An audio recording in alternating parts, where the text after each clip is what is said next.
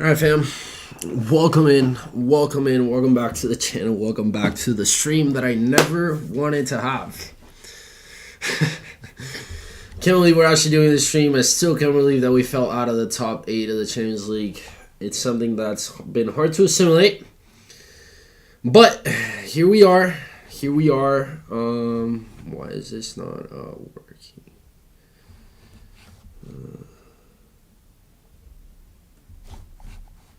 One second, guys. Yeah, no, this is working just fine. I don't know why this is so far behind. Yeah, guys. Really didn't want to have to do this stream. I really didn't want to have to do this stream because this was supposed to be the stream that was never supposed to happen. Why? Because we were never supposed to be outside of the top 8. And yeah, here we are.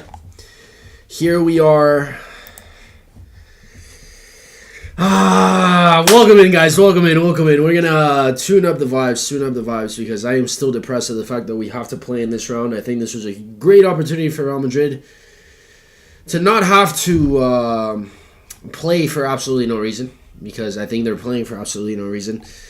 And, well, I guess it's not absolutely no reason. It's because we weren't good enough to maintain the results at this very stadium against this very team last time out.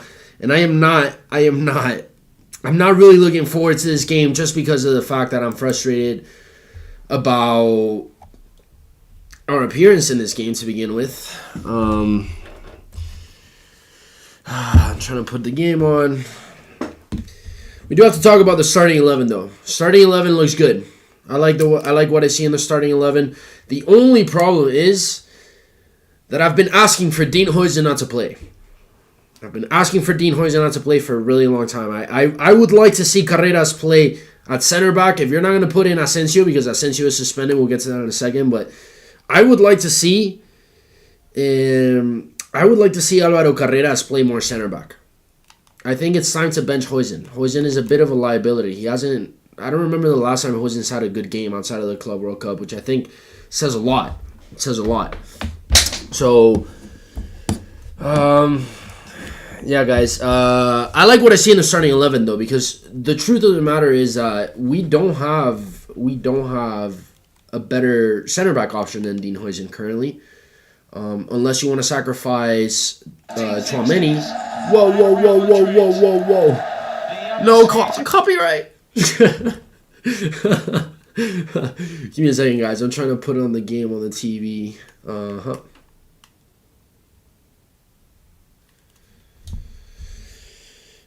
All right, fam. Score predictions. What is your score prediction, brother? Let me know. I think it's going to be... Last time I was here, for the last game, I'm pretty sure I predicted like a 4-0 victory. Because I thought Benfica weren't that good, at least as good as they appear to be. I think Benfica has been quite poor this season, at least from what I've heard from fans, people that I know that are fans of the team. They're not very happy with the results. And last game out, I was predicting a 4-0 victory because I thought Benfica were desperate. I thought they needed to win to make it to the next round. They were going to go all out. They're going to be exposed.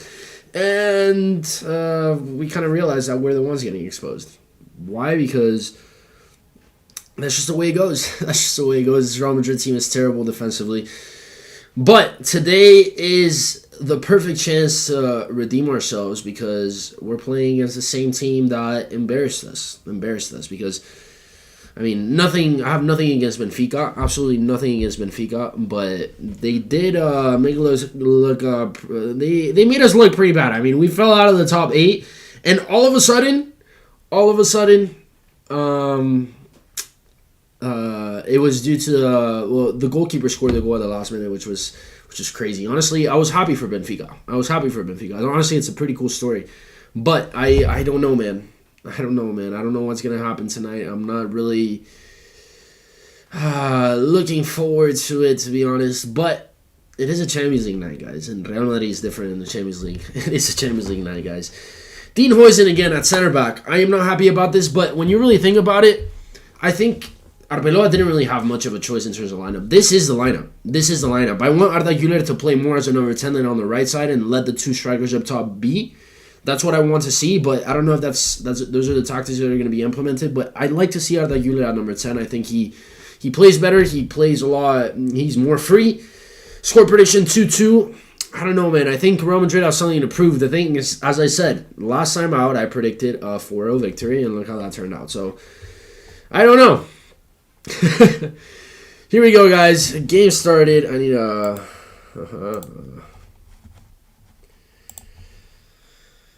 All right, fam. All right, fam. Game is on. Indeed, and here we go. Yeah, guys, because if you look at the starting 11, if you want to bring in Carreras at center back and put Camavinga at left back, who are you playing in that midfield? Don't tell me Ceballos. Dani Ceballos does not have the level to play for Real Madrid. I'm really sorry, guys. I can't get behind Dani Ceballos. I will never get behind Dani Ceballos, no matter how people call me out or how much they complain about how I hate Ceballos for no reason. It's not that I hate Ceballos. I think he's a good football player. He's not good enough to play for Real Madrid. Like, he's good enough to play for another La Liga team not named Real Madrid and Barca. That's for sure, but not Real Madrid. Not Real Madrid. So, I just don't see Real Madrid having any other options in the midfield to be able to play that I want to play, as in, for those of you tuning in, Carreras at center back and Camavinga at left back. When Jude Bellingham comes back, though, this is kind of the lineup that I want to see. But, oh my god, here we go. Oh my god, we are just so poor defensively. I hate how poor defensively we are. 1-3 scoreline. I don't know, man. I'm going to predict. We predicted a 4-0 scoreline last time out, and we got embarrassed. So I guess the only right thing to do here is to predict a 4-0 win from Real Madrid. Oh god, I really hope that pulls through. I'm going to predict a 4-0 victory for us. We have a point to prove, guys. Come on. We have a point to prove. If we don't prove it today, I'm going to be pissed off. Although Mourinho, I am underestimating the power of Jose Mourinho. And that's that's risky business right there. That's risky business. Like to see that Trent Alexander-Arnold is playing, though. He had an incredible game last time out. I think he was man of the match. At least that was my man of the match last time out. Couple seconds into the game, he sent a Kylian. No way, man. No way, man.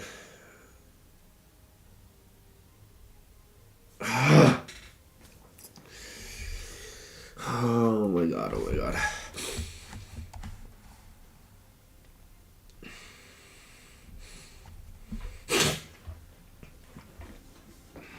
I'm not nervous currently.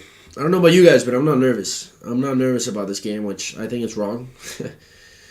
I think the more time passes, the more nervous I'm going to be. But I want to smack Benfica. I want the players to be able to rotate, at least in the home match that we will be playing at the Estadio Santiago Bernabéu next week. I would like for them to be able to rotate, and the only way we're going to do that is if we get a good win here tonight. No, Raúl Asensio. Raúl Asensio is suspended. He's also dealing with, oh my god, here we go. Yes, you see what I mean? Antonio Rudiger. That's what I want to see from my Madrid players, bro. That's what I want to see. Last time out, nobody was yelling at people. We need the crazy guy on the team. How do you expect people to wake up if you don't have a player that's like that yelling at everybody to wake the fuck up? Come on, man. Come on. That's exactly what we missed last time out. I'm so happy to see Rudiger back. So happy to see him back, but I'm scared that he will get injured again, and I just don't think that he can last as long as he did the last 2 seasons in which he basically played every game. Like that kind of killed his body. But yeah, glad to see Trent Alexander-Arnold on the team. I think, honestly, our solution to our problems is having a proper right back. Because that helps us. It's not that Fede Valverde can't play right back. Fede Valverde is actually an incredible right back. I just think that we lose a lot in the midfield. We no longer have Toni Kroos. We failed to replace him. I think it's pretty clear. And when you take out the guy who runs the stamina and the defensive work of the team out of the midfield, how do you expect to have the same expectations of the team when its structure is completely taken out? I talked about that in a video earlier, but yeah, 100%.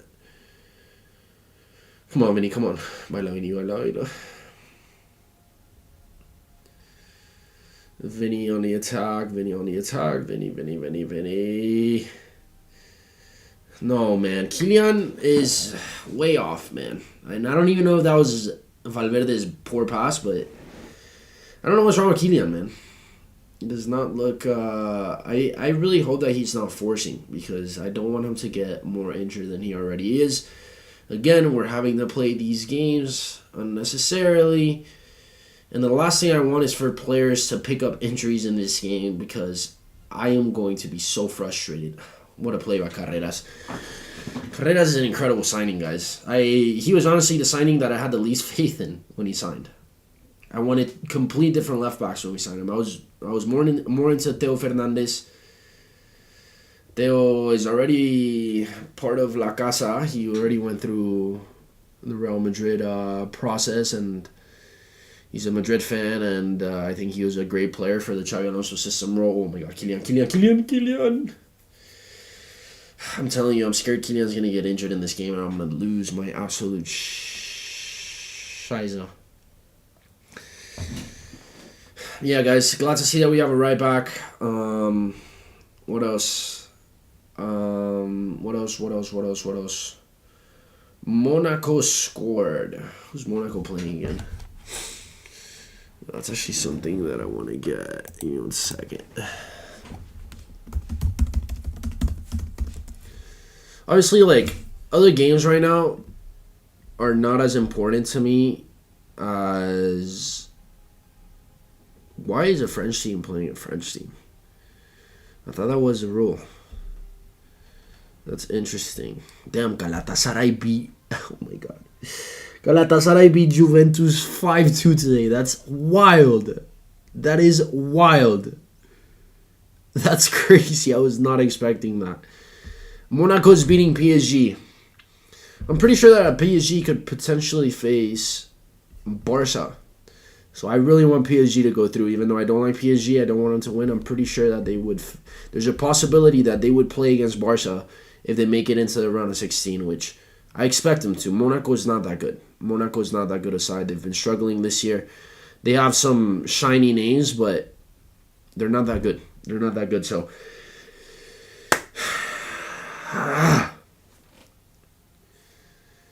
Alexander-Arnold.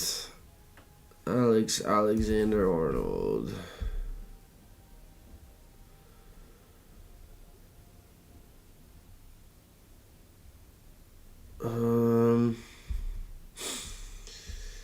Yeah, guys, it's officially been 3 weeks. 3 weeks since the UCL debacle in which we absolutely climbed our way down of the top 8 of the Champions League. It's been 3 weeks since I last streamed on this channel, because that was the last stream I did. And here we are. At least we get to play in the same stadium against the same team, because I think that gives us even more motivation to clap back, because it was embarrassing. That night was embarrassing. And honestly, losing to Benfica is one thing, but getting knocked out of the top 8 when you were third place going into the night and you needed so many different things to go wrong, and everything went wrong towards the end. Oh, good ball. Oh, good ball by Rudy. Man, missed Rudiger, man. Missed Rudiger. And I definitely miss Militao. Militao's supposedly out until March, but there's still no official word on whether he will actually be coming back in March. Militao is someone that's very injury prone. He tore both ACLs in the last 2 years. And I think because of that, he's going to be even more injury prone because of how he's been compensating with his... Oh my God, Mbappe just had a snapshot outside of the box. Okay, this is good. This is good. This is what we didn't see last time.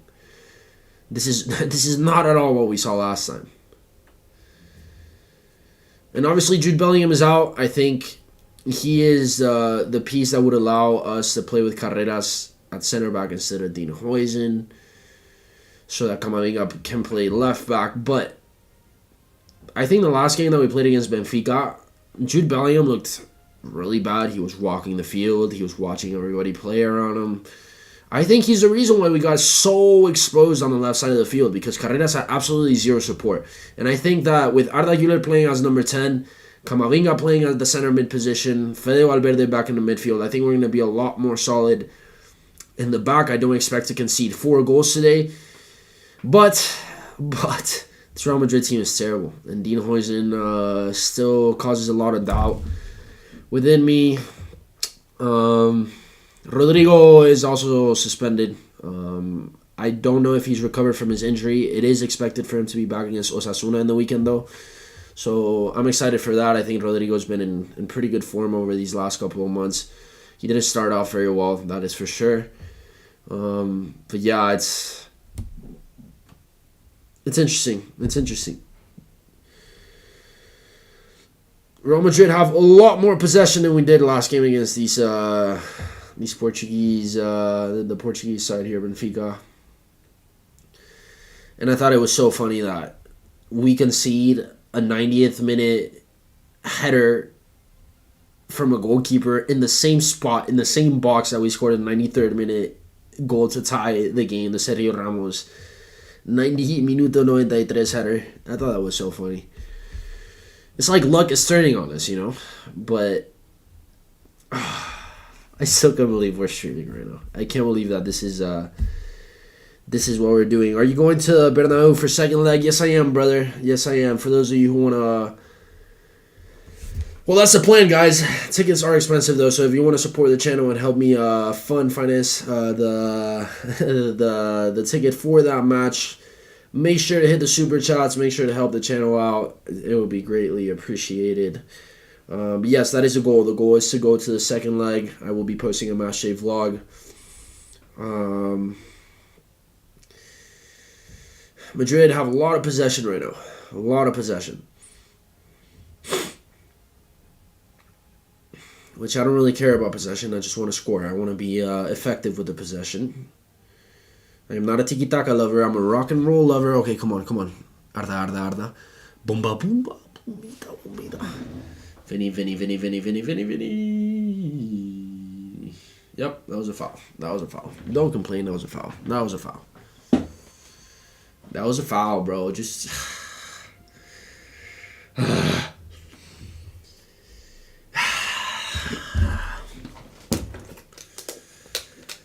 Here we go, guys. Here we go.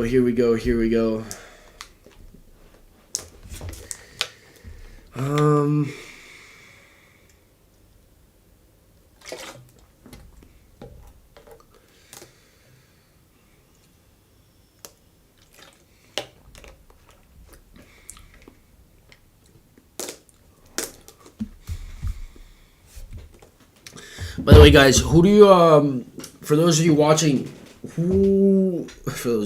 honestly, guys, let me know in the chat what you would give Arbeloa a grade. I want a grade, a letter grade. A through F. Well, A plus through F if you want to get technical. But I want you guys to give Arbeloa a grade. I want to know what you guys think. We'll talk about it in a second, but I want to know what you guys think about Arbeloa so far.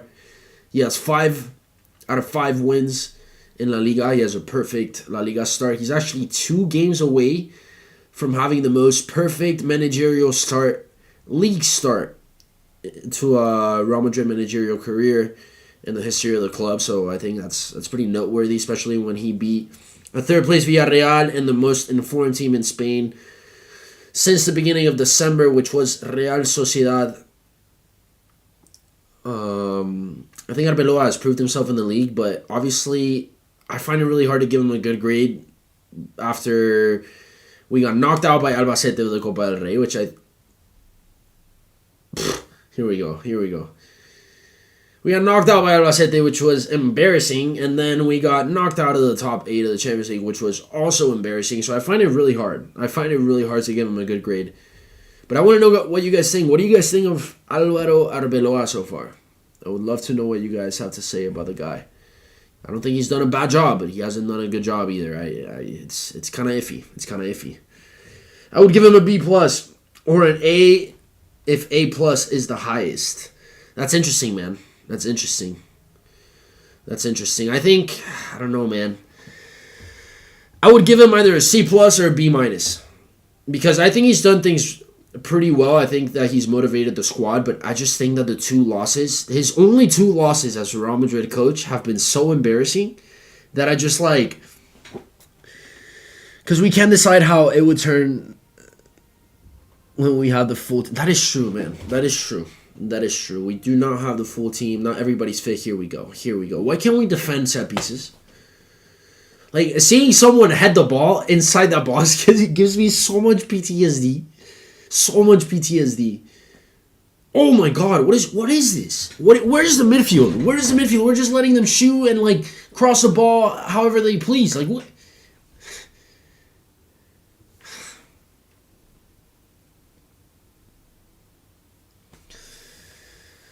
Yes, I agree. We haven't had the same. We haven't had a full team yet, so that is a good point. That is a good point.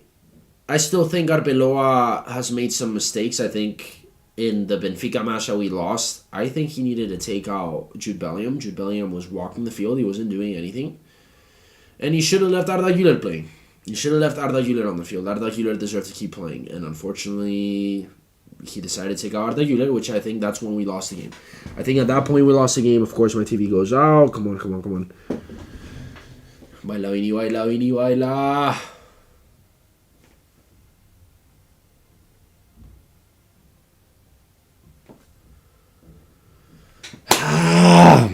We need Militao back so badly, bro. I completely agree, man. I think Militao would fix so many things in the defense. So many things in the defense. Real Madrid's record defensively since the start of 2025 is embarrassing. It's embarrassing. It is so embarrassing. I did a whole video explaining what was really wrong with Real Madrid. If you want to check it out, I'm pretty sure I have it pinned at the very top of my channel. Go check it out. Make sure to hit the like button. Hype the video up. Actually, I don't think you can hype the video up because it's a 2-week-old video. But yeah, guys.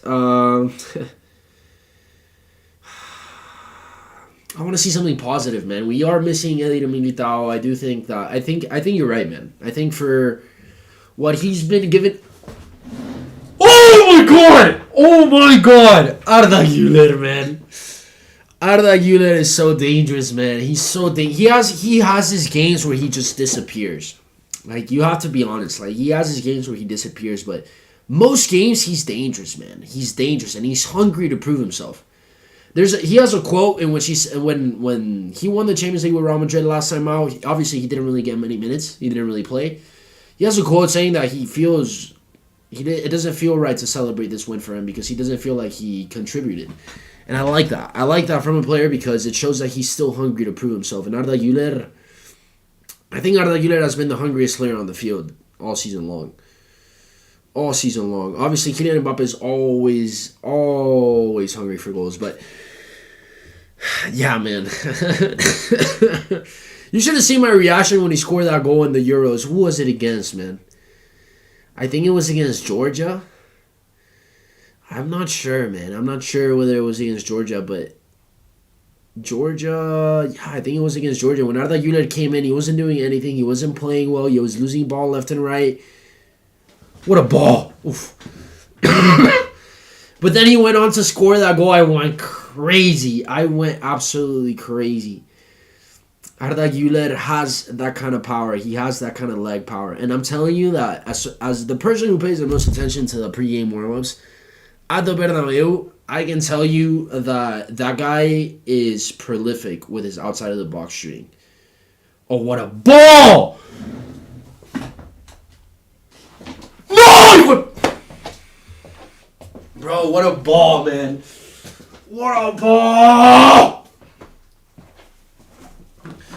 Trent Alexander-Arnold is so nasty on the ball, man. He's so nasty. Like, the vision and technical ability to be able to send that ball is crazy. It's crazy. We were so close. That was a good turn and shot by Vinny, though. You gotta give it to him. That was a good shot. But yo, this is Trent Alexander-Arnold, guys. This is why we signed him. Now, I do worry that he's pretty poor defensively. He's pretty poor defensively. What I'm scared is he's gonna have a couple good showings and then he's gonna. Oh, he was so close. He was so close. Yeah, I'm scared Trent Alexander-Arnold's gonna have a bunch of good showings and then he's gonna relax a bit with the defensive play. I think your chat is a bit late. The stream is delayed, guys. The stream is usually delayed by about 15 seconds, so that's probably why. And because we don't have much chat activity, it's very noticeable that it's late, but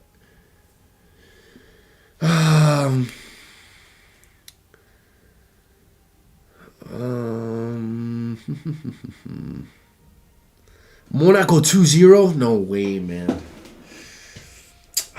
Man, I really want Barca. I really want Barca to play PSG. I think that would be so funny.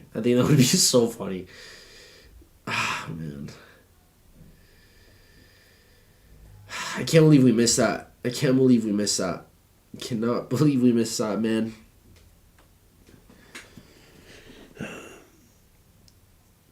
Chandre, I don't know how to pronounce your name, brother. Thank you for interacting. Ah, man, we were so close. I can't believe we missed that. But again, Trent Alexander-Arnold, he's so dangerous. I think he's so dangerous. I think he's probably the most dangerous right back in the world. Like, I just on the ball, like, nobody creates more danger than him. Nobody has his vision, his technical ability. I just don't see it. Like, chat, what right back in the world is better than Trent Alexander-Arnold on the ball? On the ball, I don't want to talk about defense right now because defense is a whole other story. It's a whole other story. But on the ball, I would like to know who is better.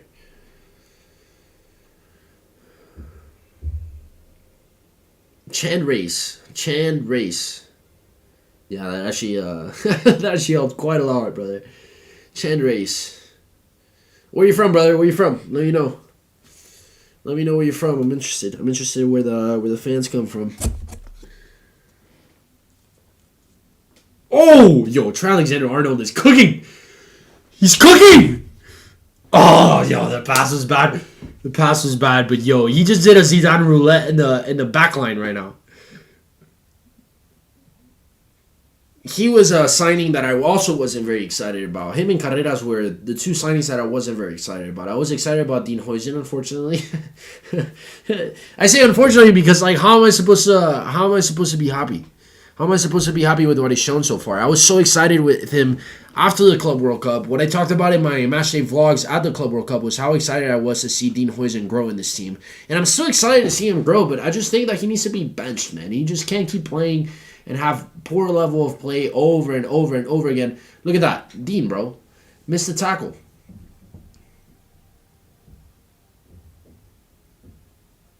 Baila,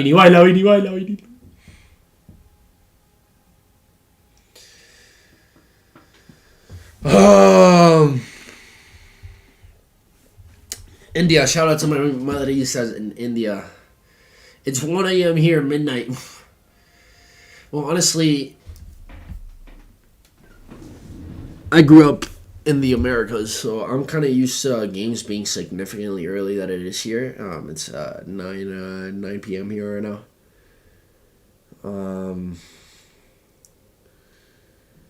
Oof. Come on, brother. Come on. You gotta cut that. You gotta cut into that. Come on. Yes, Dean. Come on, Dean. Oh, what a save, bro. That is an unbelievable save, bro. And there was a deflection, yo. This guy is insane, man. Courtois is the best goalkeeper in the world. Maybe of his generation. Actually, that depends what you consider his generation to be. Because if Manuel Neuer is part of his generation, I don't think he was better than Neuer. But yo, that is nuts. That is crazy.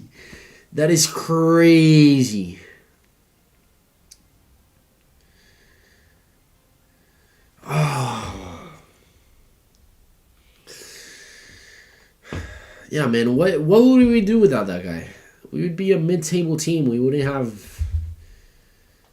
Called a handball? Nah, bro. Nah. Yeah, man. Thank God for Courtois. Courtois. What would we do without that guy, man? What would we do without that guy?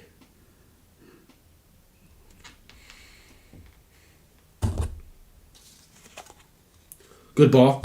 Nah, bro. Mbappe's not. Mbappe needs to click.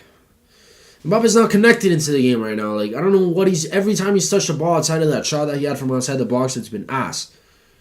Ass. And I hope he's not forcing. The last thing we need is... If any of our players get injured in this game, I'm going to lose my shit. We shouldn't even be playing this game. Good. Good ball movement.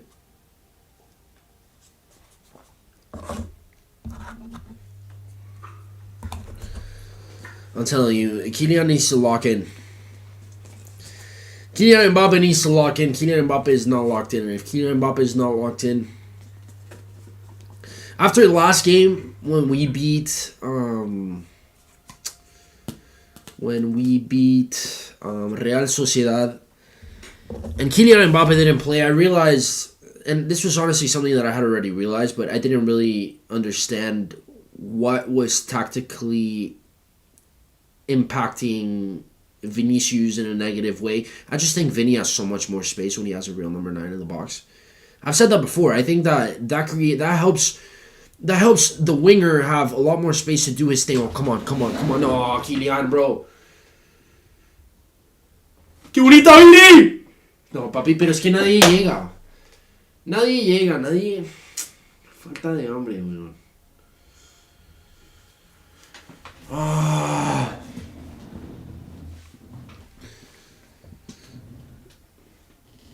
First half prediction: a goal will be scored. I hope whoever scores the goal, it's us, and I hope it's Vinny, like you say. I hope it's Vinny. Vinny's been balling out in 2026, man. I complained about him all 2025. I got a lot of hate for it, and he turned it around. Like, I'm the first person to admit when he's actually playing well.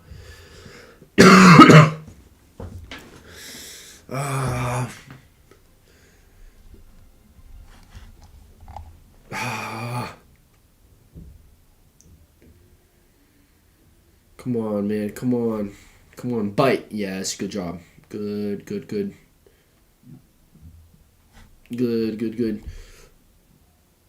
Yo, what is that, man? Can you guys take control of the ball for once, bro? What is this? Oh, play.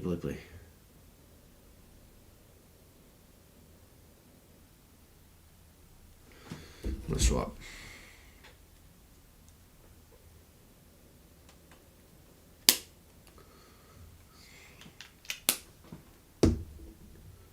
Go. Yes!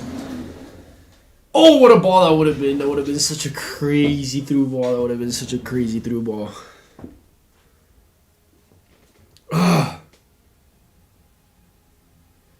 Yo, by the way, who's starting for Benfica? I actually didn't pay attention to that. Damn.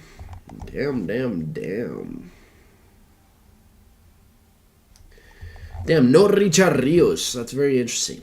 That's very, very interesting. But then again, you can't really question Mourinho. Can you?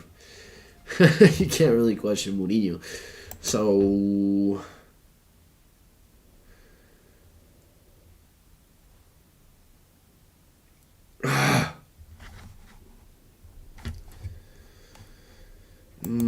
I can't believe Monaco's winning 2-0. Man. Are PSG really ass? Does anybody know? Are PSG really playing that badly? Like, I don't watch. PSG got one back? Okay. That's good to know. Yo, shout out to Chen Race, man. Really pulling through with the chat interactions. Chen Race, the man. Oof. PSG got one back. That's good, though. That's good because... But I don't know. I don't know if PSG are as good as they were last year. I just don't know. I've seen him struggle a bit. But Luis Enrique he proved himself that he was a tactical genius. After years of me calling him a farce. It's the nature of the game, man. You say things and you get clapped at. You get your cheeks clapped if you outspeak too much. Come on, man. Come on. Touch. There you go. Open up. Yes, out of that. Good job. Good job. Well done. Vinny. Yes, Vinny. Vinny's decision making has improved so much. So much. That's something that I actually don't understand. Like how it's crazy how a little bit of confidence is or a wake up call can really what it can really do, man. Vinny's decision making is significantly better than it was in 2025. 2025, Vinny was one of the I can't say one of the worst wingers in the world, but one of the worst options we could have had at left wing. One of the worst. It was awful. He would try to take on a bunch of defenders instead of making the pass that he was supposed to, and then he would lose the ball. And now it's the complete opposite.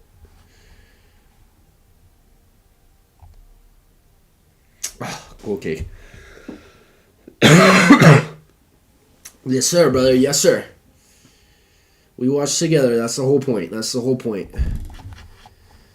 That is the whole point, brother. Man. Oh, man. Oh, man.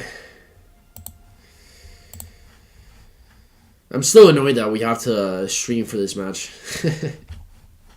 Like, why? Why? Yes, well done. Well done. Bring it back, bring it back. No, oh my god, oh my god, oh my god. Trent, come on, man. You're too good for that.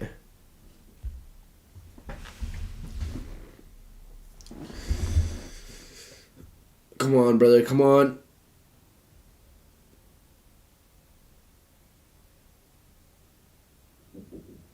No!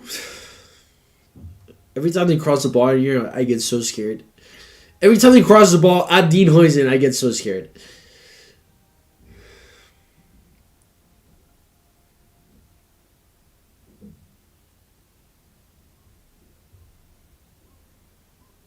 Well done, dude. Arda Güler, man.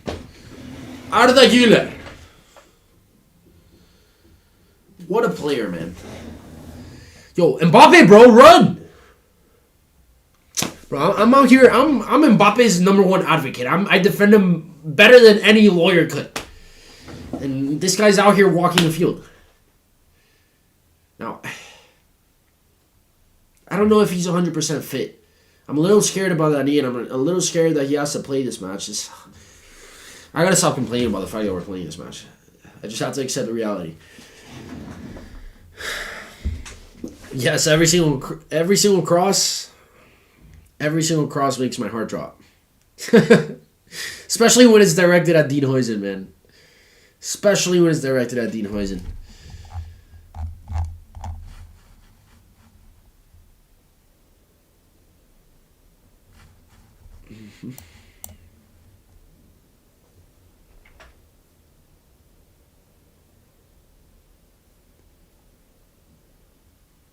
Tiki taka.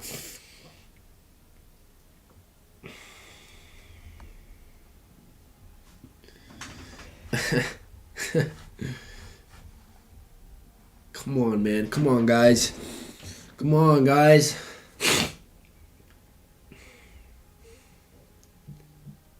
Oh, man, no. I can't say this game has been boring, but it hasn't been very interesting either. Courtois made a crazy save. Crazy save. I'm still getting over that save. I don't think I'll ever get over that save. That save was wild. The deflection makes it even crazier. I didn't even notice the deflection in the original shot. Good ball for out of that unit. I'm sorry, Vinny Jr. Oh my god, that was the ball, man. That was the ball. That was the ball. That was the ball. Arda Güler mentally is in a different playing field, man. What he sees... Oh, Arda Güler, man. No, man. You guys need to do better with that. You see Arda Güler, the way he opens up the space... This kid is... Well done. Well done, Alvaro.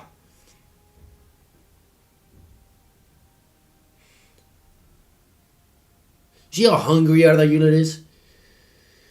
He passes it to Kylian. Oh my god. Step over by Kylian Mbappe. Chouameni. This is what I like to see. This is what I like to see. Us. Oh, fuck me, man. This is not what I like to see.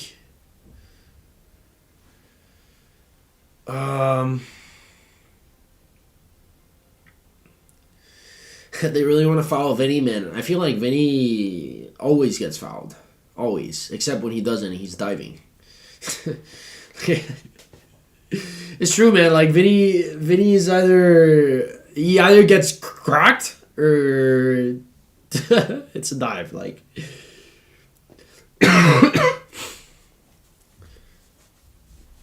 come on, brother. Come on. Come on.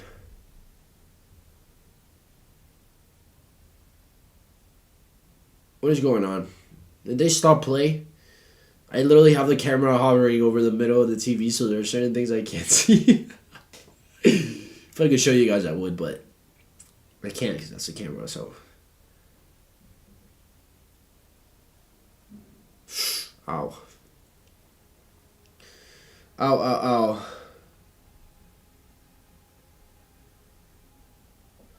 Yes, sir. That's commitment, Shendris. That is real commitment right there, bro. I appreciate the support, brother. Mbappe's talking shit to him. That's hilarious. He's like getting over him, like, what's up, little bro? Like, what is he doing? What is he doing?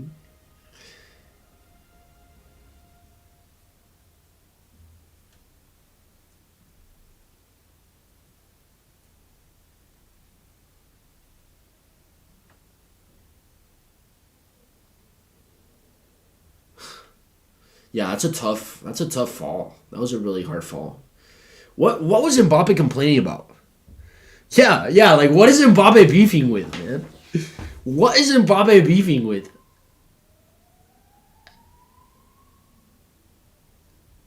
That to me was a real foul. Otamendi and Mbappe in the same picture.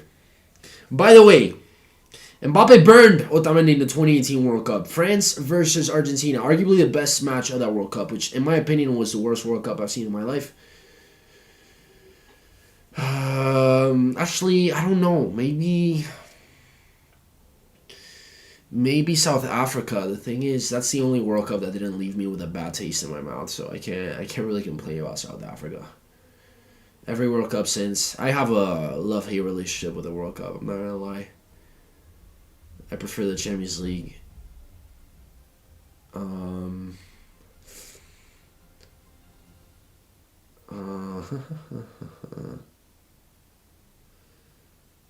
Yeah, I mean, I'm half French, brother, so I was also rooting for France. But Otamendi got absolutely destroyed by an 18-year-old Mbappe. 18-year-old Mbappe. By the way, Mbappe was doing that at 18 years old. 18 years old. People think that he's nowhere near what Lamine Yamal was, but it's actually the complete opposite. Lamine Yamal had an incredible Euros. I think he broke out in the Euros. But what Lamine Yamal did when Mbappe was his age, Mbappe was at another level, man. He was at another level. And to those of you who want to say, oh, a Farmers League, whatever, these are the same people that also hype up Neymar when he was playing in Brazil. So, like, you can pick whatever argument you got. You can pick whatever argument you got. So, oh, good ball. No, puta madre, te lo digo. Es que no está, parce, no está conectado, weón. Kylian Mbappe he's not locked in, man. He's not locked in. Mbappe's not here today, man. Mbappe's not here today. Oof. See, I miss having somebody who can header in the team. I think that was the joy of watching Cristiano. That you knew that even if he was playing as poorly as Mbappe is on the ground, you knew that one chance in the air and he would put it away. One chance. I miss Cristiano, man. I miss him so much, man. Corner. No! That's a corner, man! Show the replay, bro. Show the replay.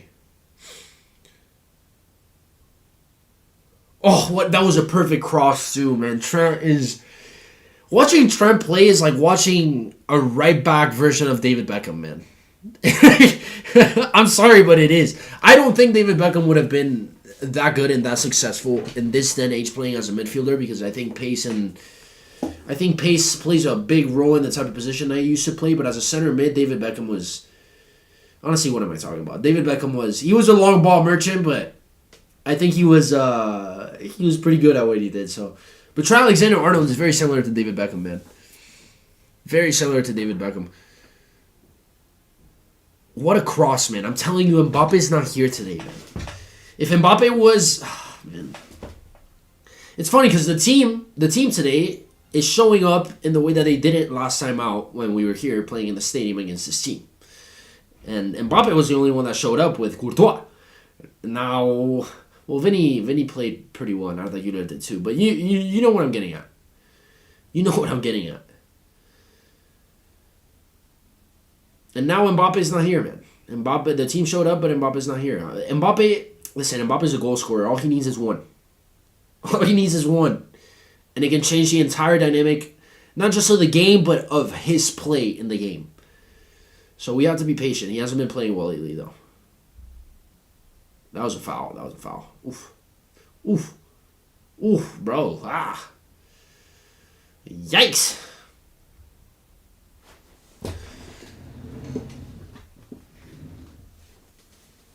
In the early 2000s, I don't know, man. You know, I disagree with you because I think the defending used to be better. Like, seriously, like, think of the Prem, like, what center-back duo today is as good as Nemanja Vidic and Rio Ferdinand? I don't think that you can name one. I don't think you can name a center-back in today's Premier League that's as good as John Terry was. Or Ricardo Carvalho. And that's without even talking about Maldini. I don't see a player be as good as Maldini. Like, ever since Sergio Ramos left the elite, I don't see a center back like that really catches my attention. Van Dijk was at it for a couple of years, but I personally think that defending used to be better. Defenders used to be a lot better. And I think, obviously, this is a young generation. I think they're still developing, and I think that in a couple of years, maybe it would be different, but all the center back duos that I just mentioned, or all the center back names that I just mentioned, I don't think that there are center backs in the world right now that are as good as them. I just don't. I really don't. No disrespect to people who have had incredible seasons like Rudiger had 2 years ago, or how what's his name, Marquinhos had last season, or I don't think there's a single center back in the world that's better than Nemanja Vidic back in the early 2000s. PSG tied the match. Good. Now, it's not certain that they will face Barca, but what a goal! No! Bro, I'm telling you, man, this guy's not locked in. Mbappe's not locked in, man. Vinny is absolutely cooking, man. That was exactly what I thought he was going to do, and he did it perfectly. Mbappe's not locked in, man. Mbappe is not locked in, man. Bro, this is the type of things that we criticize them against Arsenal. Against Arsenal, Kylian Mbappe failed us. He failed us.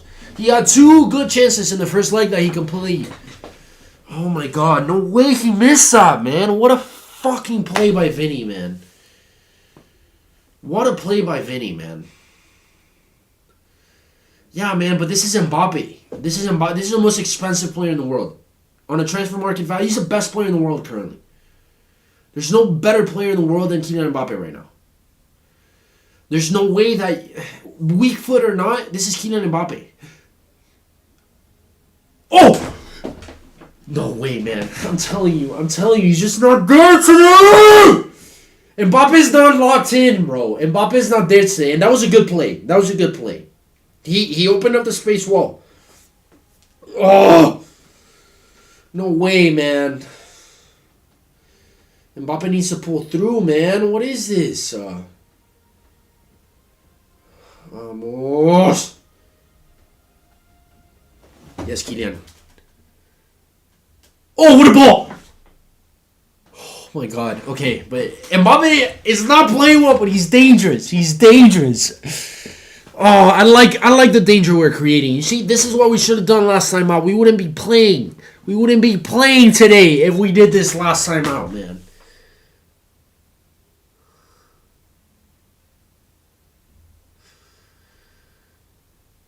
Oh, Mbappe's not locked in, man. If Mbappe was locked in, he would have put that away. Good cross.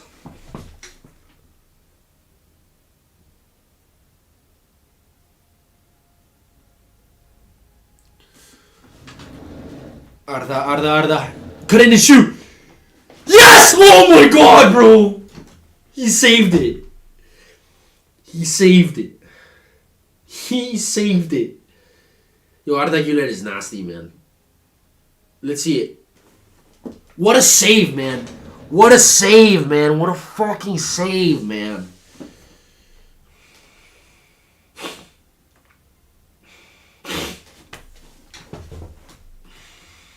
What a save, man.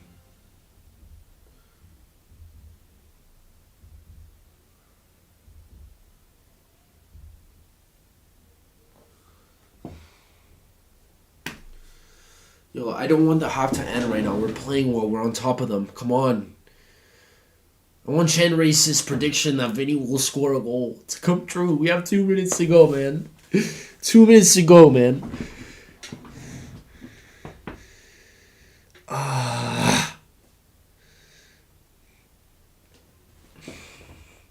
Come on, man. Come on, man.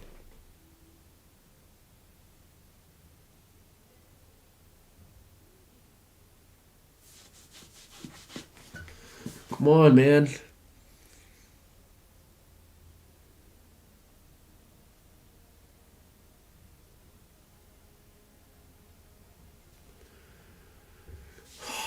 One minute and a half.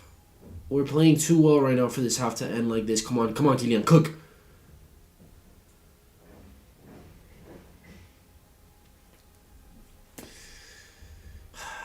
You can't deny that Kylian is dangerous, man. You can't deny it. But you also can't deny that he's not here, man. He's not. He needs to connect into this match, man. He needs to lock in. He's created chances. He's opened up space well for himself. He's not... Bro, Trent. Yo, this guy... Se lo puso como con la mano, boludo. Yo, Trent Alexander-Arnold, bro. It's like watching David Beckham play, bro. Nah. There was no penalty there, bro. There was no penalty. Stop complaining. They're showing the replay on the play that just happened, claiming that there was a handball. There was no handball. Sometimes maybe good, sometimes maybe shit. That's hilarious, brother. That's hilarious.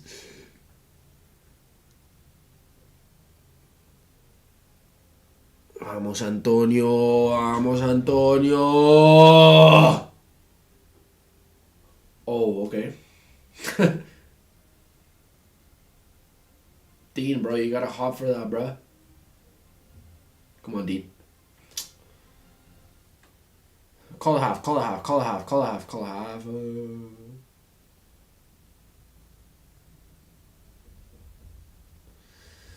0-0 at half, fam.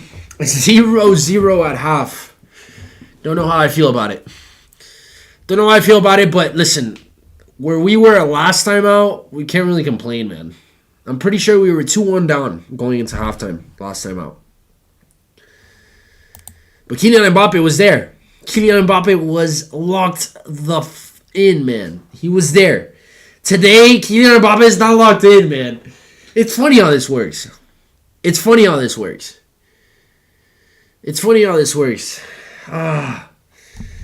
brother, your prediction was not there, man. He was not there.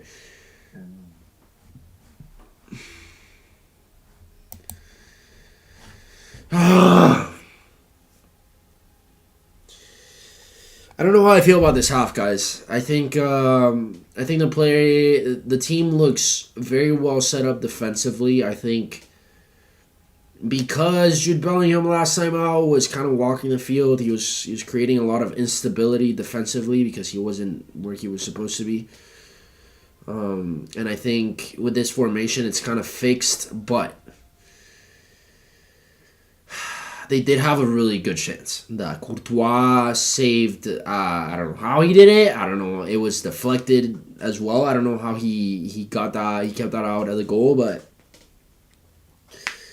I'm a little worried. I'm a little worried because I don't want this to go south. I want Real Madrid to win. I want them to win. It would be good for them to win 2-0. I hope they win 4-0. That would be great, but they need to score. And Kylian Mbappe right now is he's pulling an Arsenal. He's pulling an Arsenal. Last year against Arsenal, I think Kylian Mbappe failed us. I think he did, and I think I hope that's not the case this year, man. I really hope we're not gonna be looking at all the chances that he had. But at least he's creating danger. At least he wants the ball. At least he's opening up space for himself. He's not locked in tactically, but we need a 3-0 win. I mean, if you know anything about Real Madrid in the Champions League, if they win today, Real Madrid are gonna get comfortable at the Bernabeu, and it's going to be drama. There's gonna be drama at the Bernabeu. I don't think people remember, but this happened against Leipzig. I think we beat Leipzig, what was it? It was 1-0 with a Brahim absolute beauty of a goal. And in the second leg, if Vinny almost got sent off that match. Vinny almost got sent off against Leipzig, and we absolutely struggled the entire time. PSG missed a penalty and still tied. Well, at least it's good to know that they're still there. I would laugh so hard if they play against Barca. I would laugh so hard if they get drawn against Barca. I don't know how the drawings are gonna work. I don't know why they still do this draw between two teams bullshit. Like, it makes zero sense to me, but they're doing it. That's just kind of how it's going. What was I gonna say?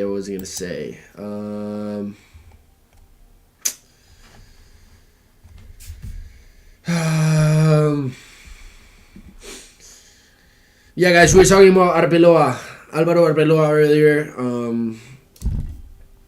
Alvaro Arbeloa.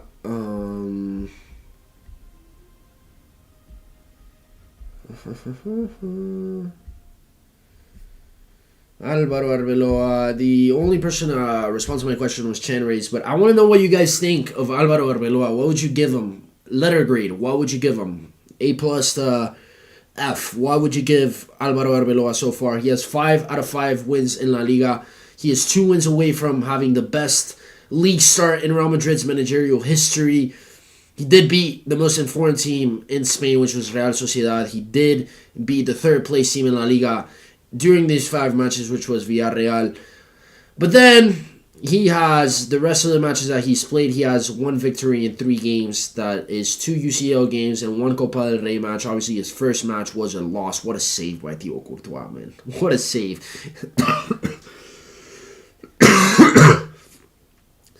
But yeah, I just think that the 2 losses Arbeloa's had were very embarrassing. But we are first in the league. And we can talk about Barca a little bit if you want. Barca yesterday lost 2-1.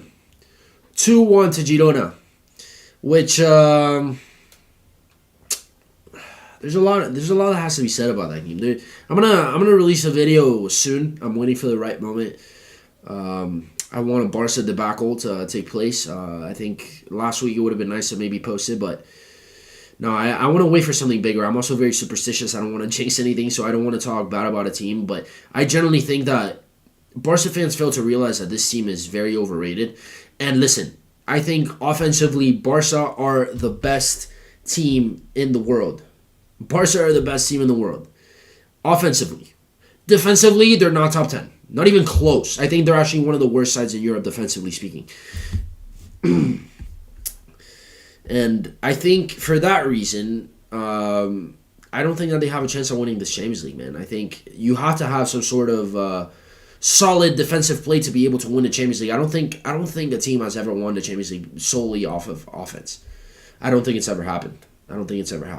Barca yesterday, Lamine Yamal missed a penalty. Truth is about Lamine Yamal is that he only shines against the small teams. This season, he's only shined against the small teams. I know that he had a crazy goal against France in the Euros. It was a crazy goal. I know that he played absolutely insane football last year in the semifinals of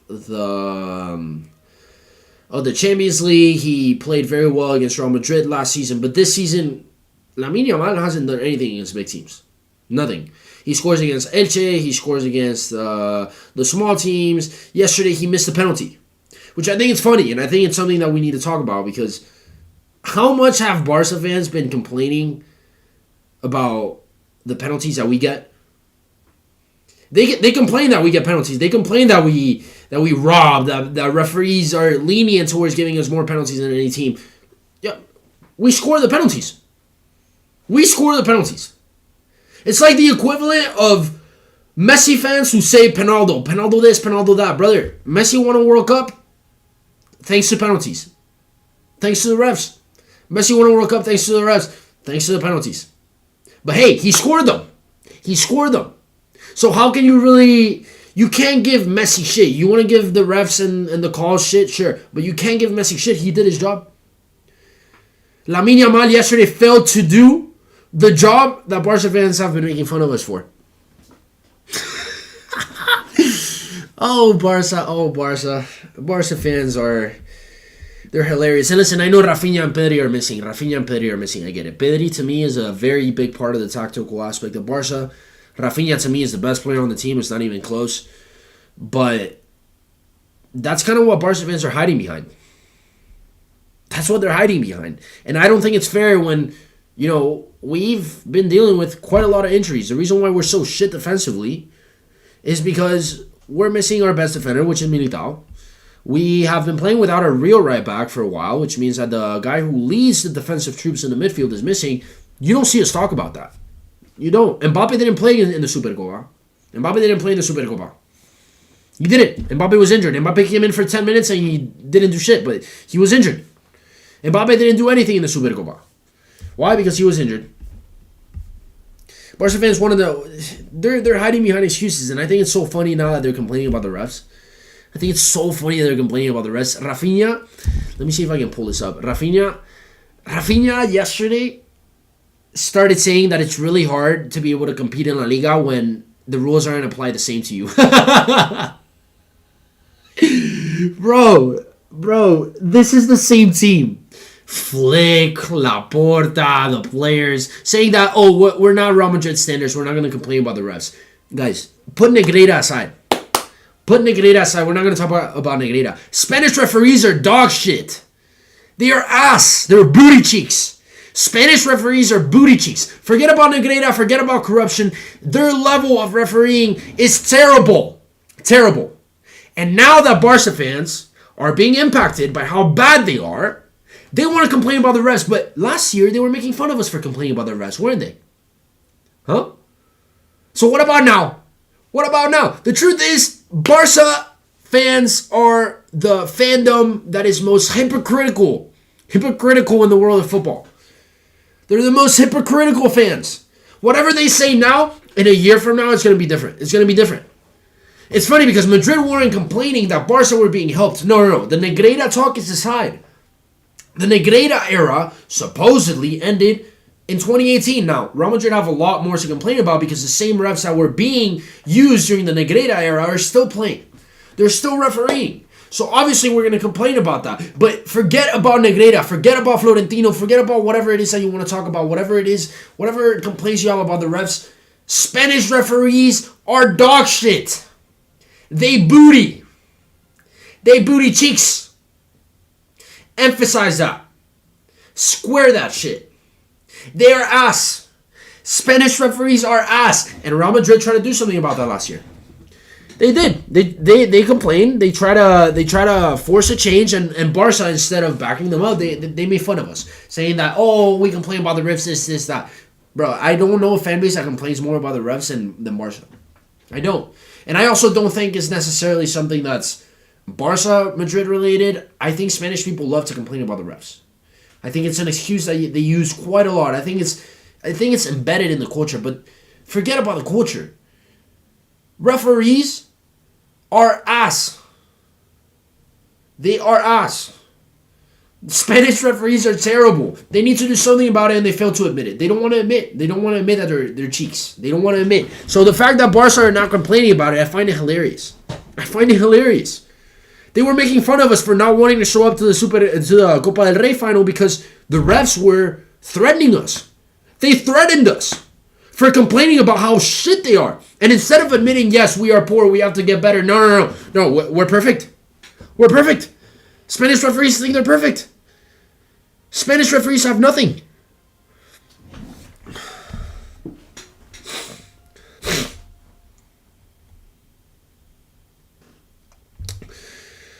Chat and Race, I don't know if you're talking to me or if you're talking in the chat. They should be 1 or 2 goals ahead. Yeah, Real Madrid created chances. They're creating chances. It's good. But Courtois saved us, man. Courtois absolutely saved our asses. What's up, brother? Welcome to the chat. Welcome in. Welcome in. Courtois absolutely saved our asses. Absolutely saved our asses. But again, to those of you who are tuning in, I want you guys to tell me what you think of Arbeloa. I want you to give me a grade. Whether it's out of 10, whether it's A through F, I want you to give Arbeloa a grade. I want to know what people think.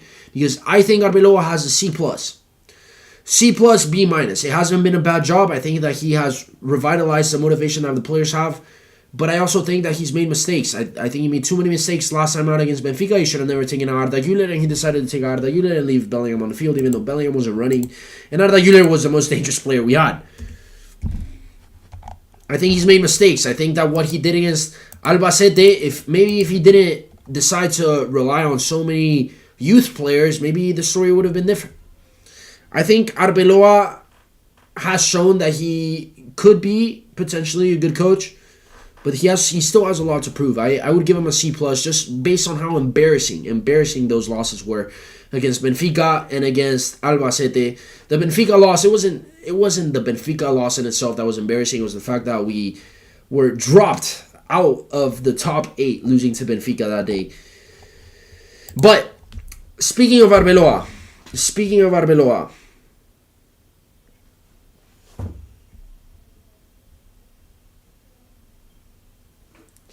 Yes, sir. Nice to see you as always. Brother, let me know what you think. What do you think of Arbeloa? I want to know what people think of Arbeloa. Give him a grade. I want to know what you guys think. I want to know what people think of Arbeloa. And yeah, because I generally think, guys, this Barca team is a shit show defensively. We are a shit show too, but the difference between Barca and Madrid fans is that Madrid fans, when they are shit at something, we admit it. We don't pretend like everything's fine. Barca fans are a bunch of ostriches. They're a bunch of ostriches. I mean, they're ostriches that stick their head in the sand when the elephant pack is running at them. And they pretend, they stick their head in the sand and they're like, oh yeah, the elephant pack is gone now because I can't see them. They pretend everything is fine when everything around them is burning. It's like that meme of that dog. It's like that meme of Xavi. Not Xavi Alonso, Xavi Hernandez. Everything is fine, but it's really not. They literally got rid of their most reliable defender last year. Barca got rid of their most reliable defender last year, which was Íñigo Martínez. And what did they do to replace him? They brought Marcus Rashford. Who needs a defender when you can have Marcus Rashford? Come on, man. Come on. Barca fans, like, I find it funny that they're complaining about their defensive play, but how have you not seen this coming? Koundé is much better as a center back than he is a right back. That's number one. Let me refresh this real quick. I'm going to refresh again when it gets kicked off. But yeah, guys, Koundé is a much better center back than he is a right back. All right, and so we go. Half is underway. We're going to keep going with the stock. Koundé is a much better center back than he is a right back. Trust me. I think Koundé is a much better center back than he is a right back. Balde is nasty. Nasty. Balde to me is one of the best left backs in the world, but going forward, defensively, I think he's not very good. It's like Trent. Going forward, he's spectacular, but defensively, he has a lot to prove. I feel the same way about Balde. You look at Cubarsí. Cubarsí's an incredible talent. Cubarsí is an incredible talent. I think he has talent to be one of the best center backs in the world in short time, but he's not there yet. And if there's anything he's shown in this last 2 seasons, is that he plays significantly better when he has an experienced center back next to him.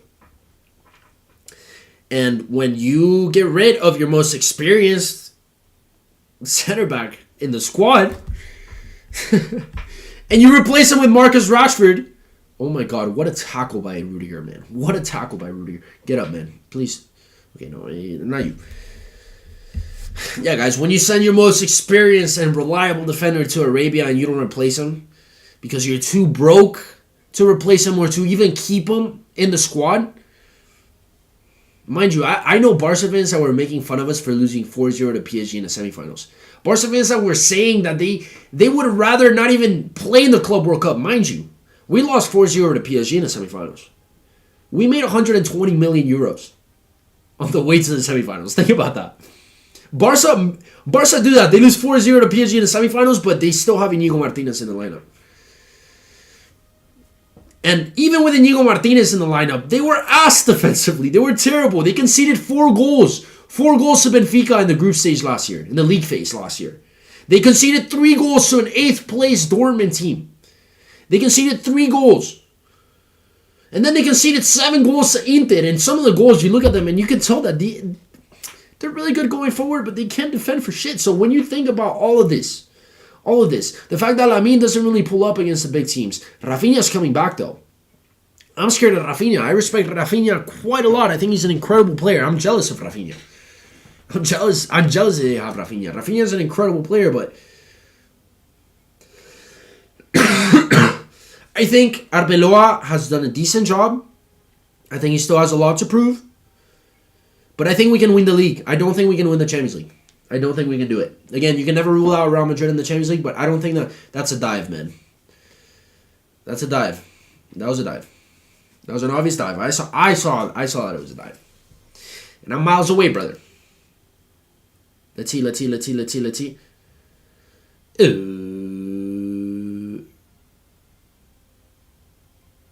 think that if he didn't attempt to dive so early, he would have gotten fouled.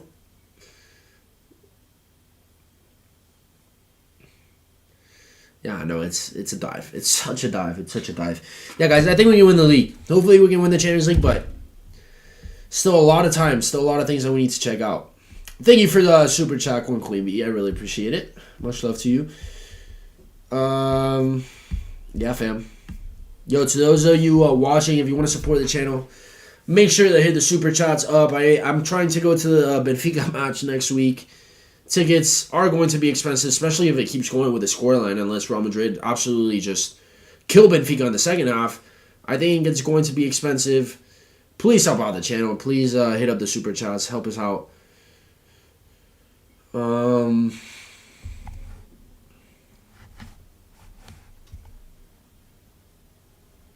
Oof. Nah, bro. Don't freeze on me right now, bro.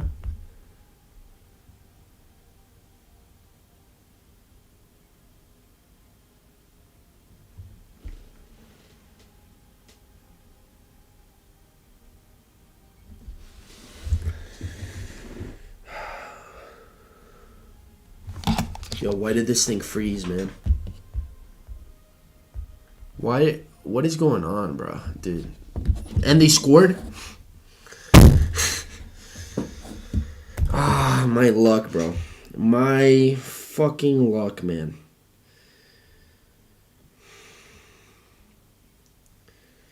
My fucking luck, man.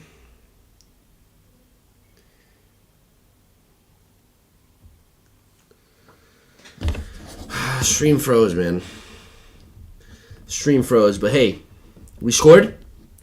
That's all that matters. Breakthrough time. I need to see it. I need to see the goal.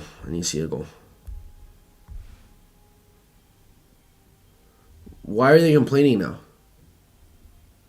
Prediction income late. Damn, man. How is the stream gonna fucking fall like that, bro? Dude. I want to see the goal. I didn't even get to see the goal, guys. Oh, man. This is bull, man. This is bull. Oh! Oh! Bro, you're gonna tell me Vinny's not back, bro? You're gonna... Oh my god, Vinicius! This is prime Vinny, man. This is what prime Vinny is for. This is what it's like, man. This is what prime Vinny is like. What a goal, man. What an absolute stunner. What a goal, man.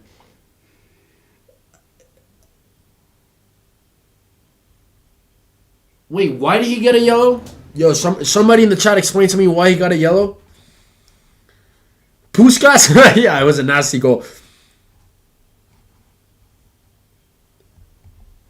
Yo, but why did he get a yellow?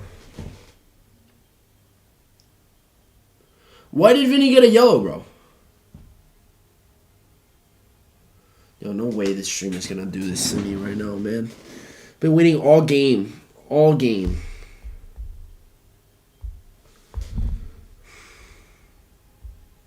Yo, guys, why did Vinny get a yellow? The celebration? Bro.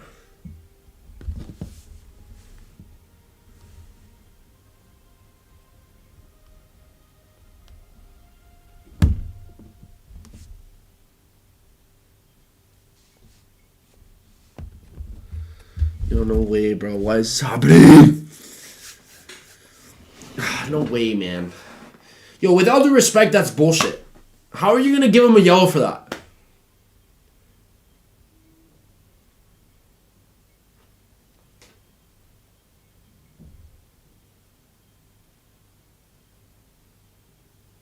There's an announcement in the stadium.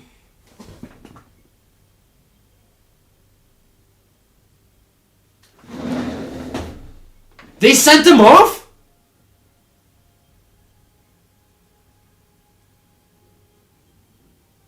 Who did they send off? No, hold up. I am so confused.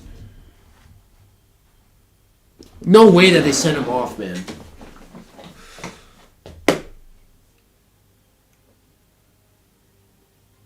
Was Vinny sent off? Captains, come here. Yo, there's a racist incident going on right now. I mean, there was an announcement inside the stadium. Yo, what a goal, bro. What a goal, bro. Yo, Prime Vinny's back, bro.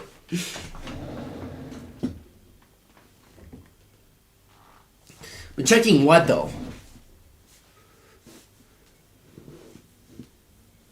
Yo, guys, honestly, like, with all due respect, I think him getting a yellow for that celebration is bullshit. What's wrong with that celebration? What is wrong with that celebration?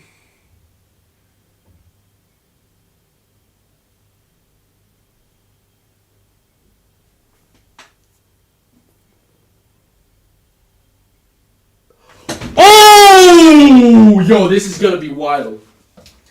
This is insane. This is insane. I thought it was the crowd. This is not the crowd. It was Prestiani.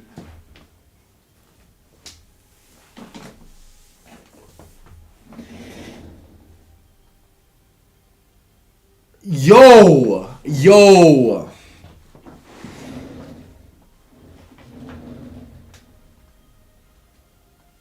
No, it wasn't the fans. I don't think it was the fans. I'm telling you guys, it was not the fans. It was Prestiani. That's good. That's wild. He could get fucking popped for that. Like, his career could be hanging by a thread for that moment. I wonder what he said. Oh my god, this is going to be a debacle. This is crazy.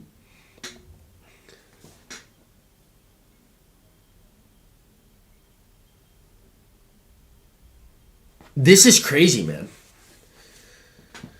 Prestiani. Argentinians have the stereotype of being racist, man. Like, I'm not saying they're racist, but they do have that stereotype. They have that stereotype. So who knows? Like who knows what he said? I'm dying to find out what he said.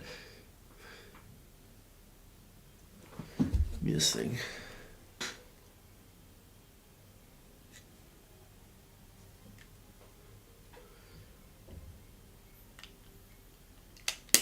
What I want to know is if someone else heard it. This is crazy, man. This is crazy, man. What a goal, bro. I can't believe it froze on me like that, man. I can't believe it froze on me like that.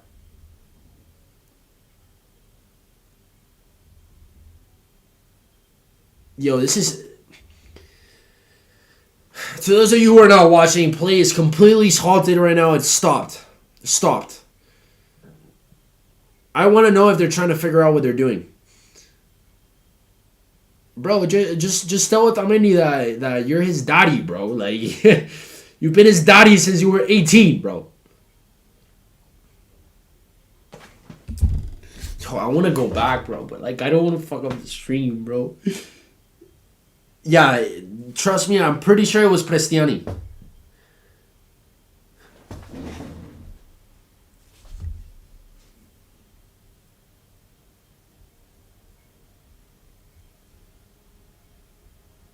Oh, scoreboard. Yeah, you're absolutely right, brother.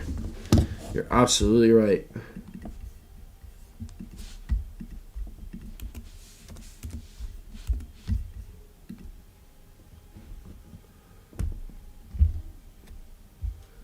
Seven, 8 minutes of halted play.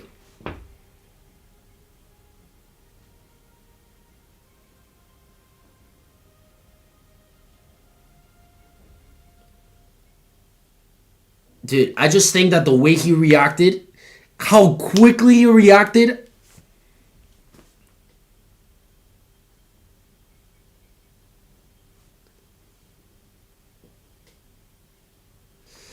Bro, you can't say stupid shit to Vinny, man.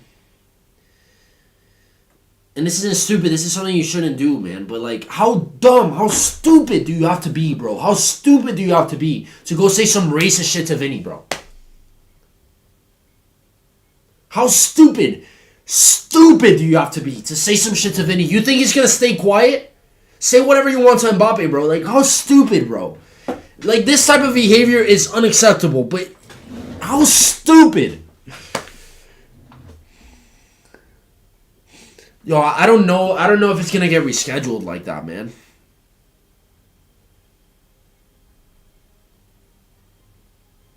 I think they're going to keep playing.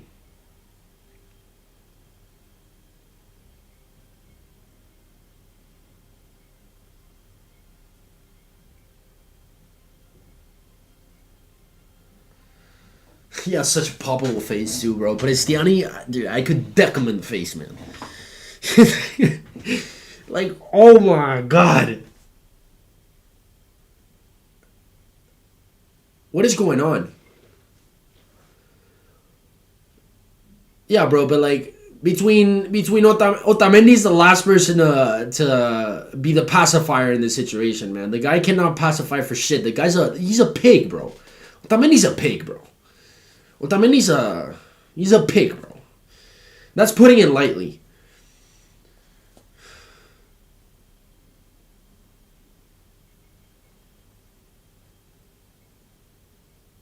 ¿Qué dices, happening?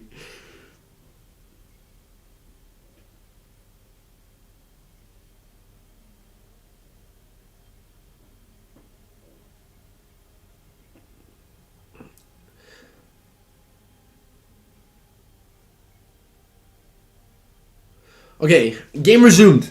Game resumed. But what I want to know, because I've seen Vinny dance. I've seen Vinny dance in Spain, and they go to Chiringuito, they go whatever, and they complain he can't do this, he can't do that. Lamine Yamal does the same shit. The same shit, nobody says anything. So what I want to know is if you actually think that Lamine Yamal would have gotten carded for what he did against the corner flag. Because I think Vinny, unfortunately, he built a fame for himself that he rubs people the wrong way. And I think the yellow card is unfair. I don't know about you guys. I want to know what you guys think, but I think the yellow card is unfair. Come on, Vinny. Hat-trick, Vinny, hat-trick, Vinny, hat-trick. Oh, come on. I want to see Vinny hat-trick.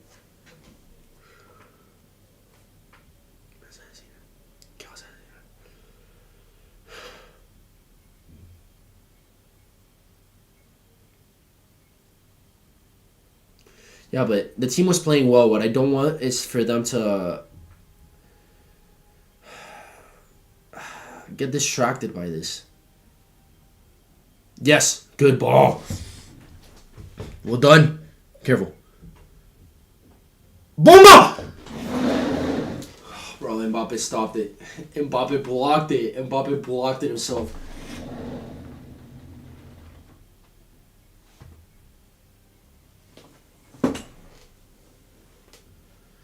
Dude, I think this is whatever just happened, whatever incident just took place, it's going to make noise. It's going to make a lot of noise. Whatever happened, I'm interested. I'm interested to see.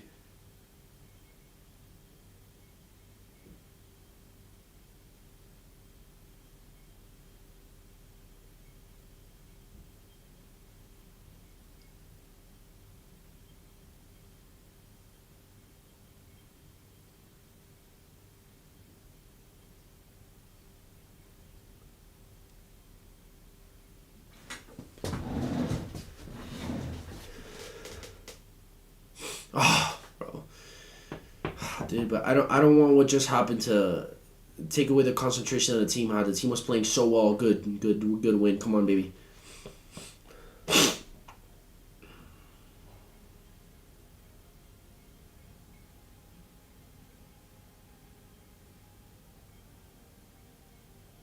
Look at Trent. Wow, they're booing the shit out of Vinny now. Oh my god, they are booing the shit out of Vinny.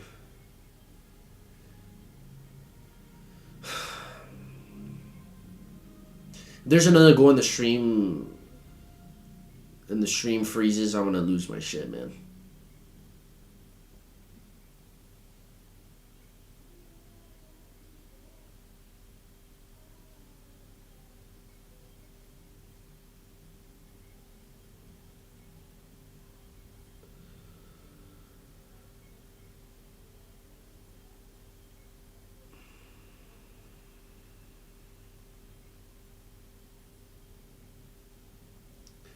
What does that mean, brother? You are coming from back. What does that mean?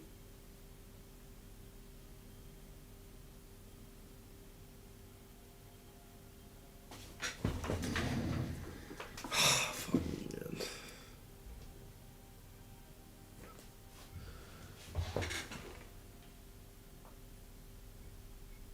Yeah, if we still had Casemiro, you would know who would be getting tackled next. Oh my god, I miss Casemiro, man. I remember one time they almost broke Karim Benzema. It was an awful tackle. He was lucky that he didn't leave the foot planted. And next play, I think it was Milner. It was Milner. It was against Liverpool in the... I think it was round of 16. Was it round of 16 or was it quarterfinals? It was round of 16 because we lost in it. Yeah, it was round of 16 against Liverpool. James Milner had a crazy tackle. Next play, Casemiro hunts him down and boom, cracks him. I miss Casemiro, man. Casemiro.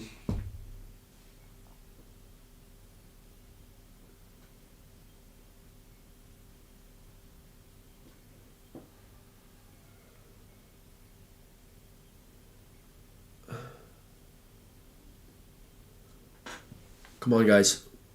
Fuck this team. Fuck this team. We gotta score more goals, man.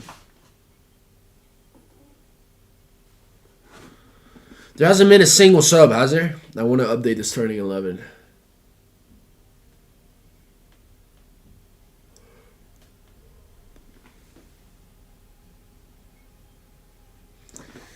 Yes, sir. You also need to keep in mind that the stream is automatically delayed by, I think it's between 10 and 15 seconds by YouTube. So whatever you see my reactions is going to be delayed regardless.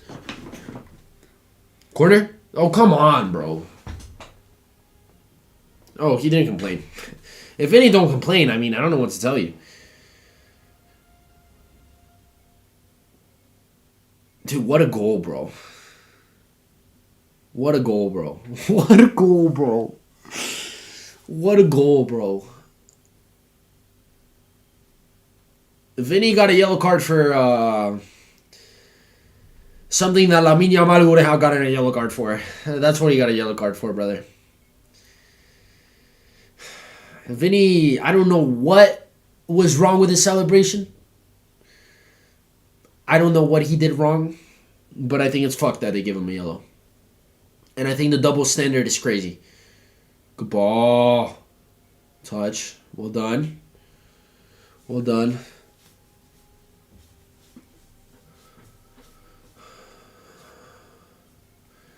Arda, bro. Arda's been one of the best players in the game. I think Vinny's been man of the match, though. Vinny's been man of the match so far. Trent Alexander-Arnold, look at him. Arda, bro, you have to keep running, bro.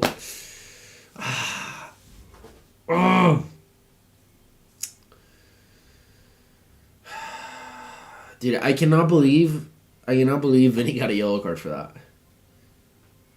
I cannot believe Vinny got a yellow card for that.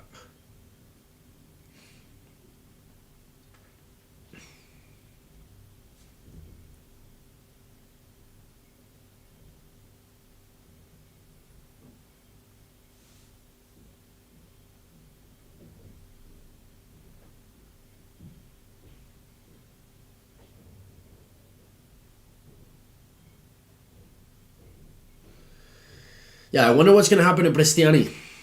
I wonder what's going to happen because, listen, you obviously can't read his lips. I don't know if anyone else heard him. It might become a thing of like he said, she said, or he said. So like there's no proof and nothing that you can really go about that. But the fact that he covers his mouth and says something and Vinny reacts like that automatically, come on, Kylian. Bro, Kylian has not been there today, man.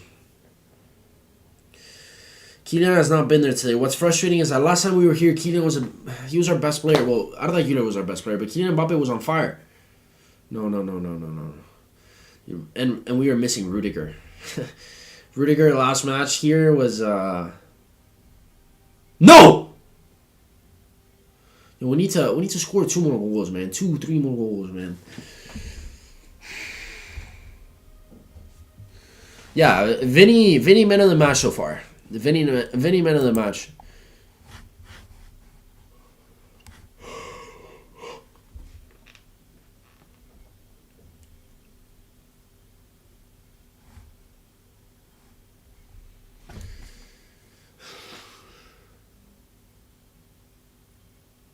No way, bro.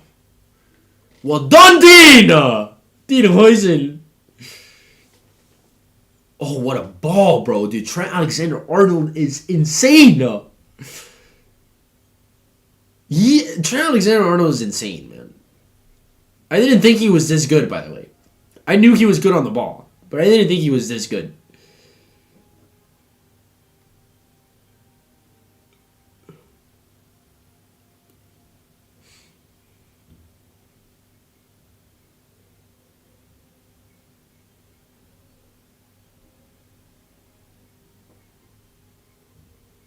Mbappe is also getting booed. I wonder why. Come on. Yes. Well done. Well done.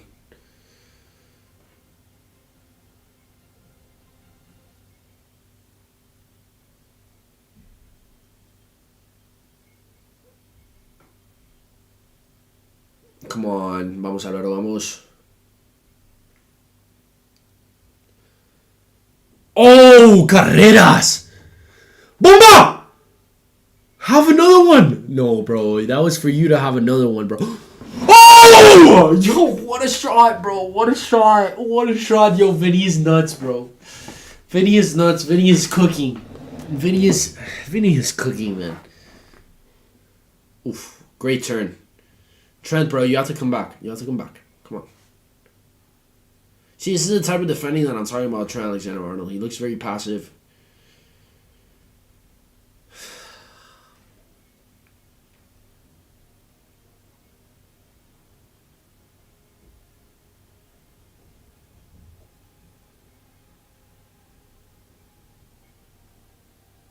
Come on, bro. Come on.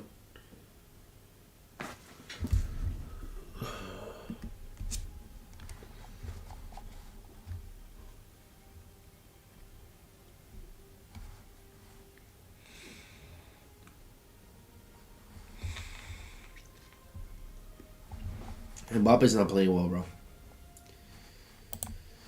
Mbappe is not playing well, brother. Not at all. Not at all, not at all. I'm getting nervous, guys. That's why I'm getting quiet.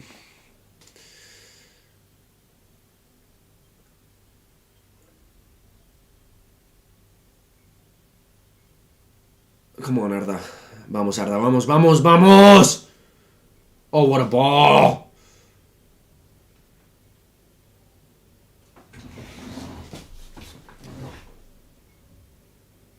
Oh! Yo, how did he... Offsides? Did he call offsides or did he call corner? Yo, Vinny's cooking, man.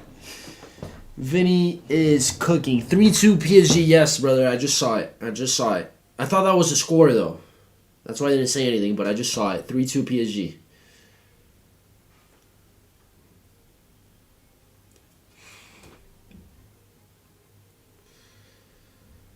Man.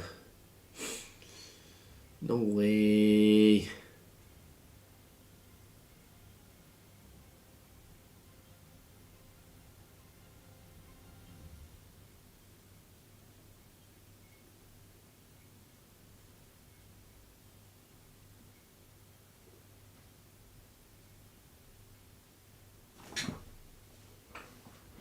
Bro, Mbappe's not playing well, man.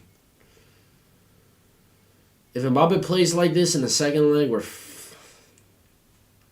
Well, if Vinny keeps playing like this, I guess not really.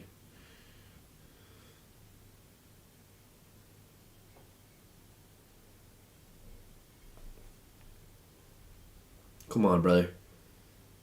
Oh, come on.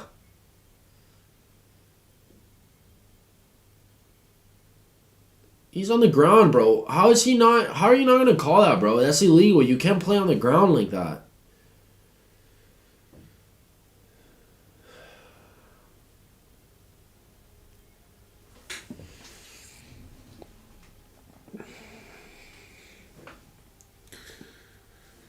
Man, I don't want to win by 1 goal, bro. I don't want to win by 1 goal.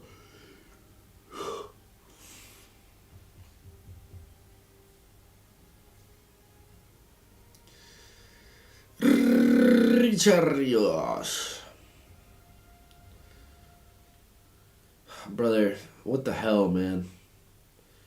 What the actual hell? Brother, I don't speak German, unfortunately. Can't really read that.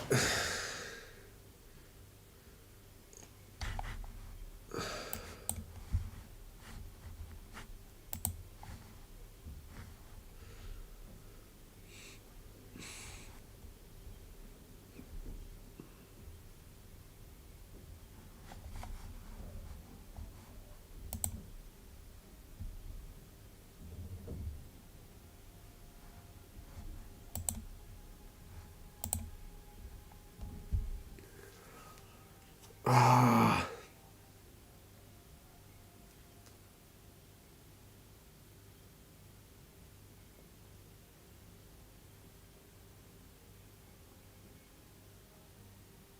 Uh-oh. Bad touch by Vinny. Yo, I'm telling you, this racism incident took us out of the game. Mentally, it took us out of the game.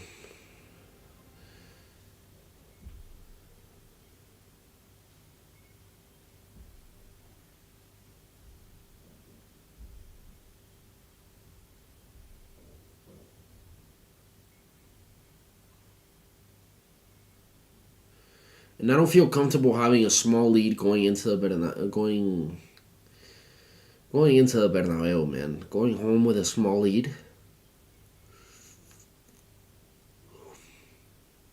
Historically, it doesn't do as good. Like if we go in with a 4-goal lead, that's John. A 3-goal lead is still a little bit scary because I don't know, man. I don't know. Yeah, bro, like this racism incident really impacted the momentum of the match and the way that we were playing, and like it feels like the players disconnected a bit. How is he not gonna stop play, you fucking idiot? You bum. Like, how is he not gonna stop play?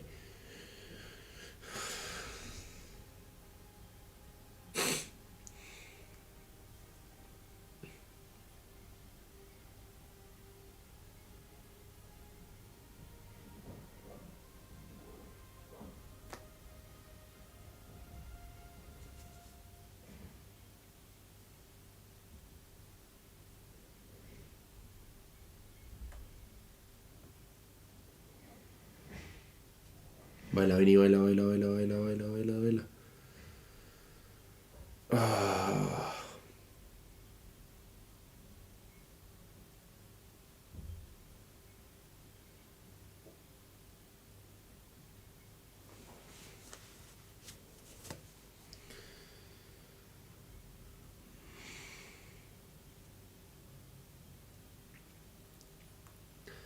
I don't want to pull up with a small lead to the Bernabeu. I really don't. Reminds me of the Leipzig tie that we almost bottled because Vinny should have been sent off in that game, but thank God he wasn't. And then when we beat Ajax 2-1 away from home, and then we went to the Bernabeu and they 4-0'd us. Was it a 4-0? Was it a 4-1? I don't even remember. Yeah, man, I don't want Real Madrid.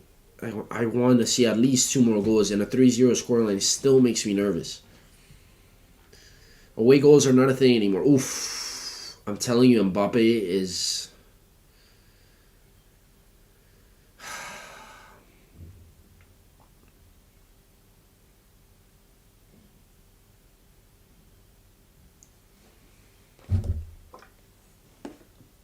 Get the fuck up, man. Yeah, give him a yellow. Give him a yellow.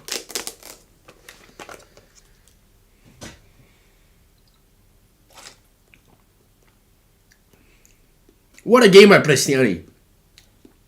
0 chances created. 0 goals. 0 assists. 1 racist comment. And a card for simulation. Shout out to Prestiani.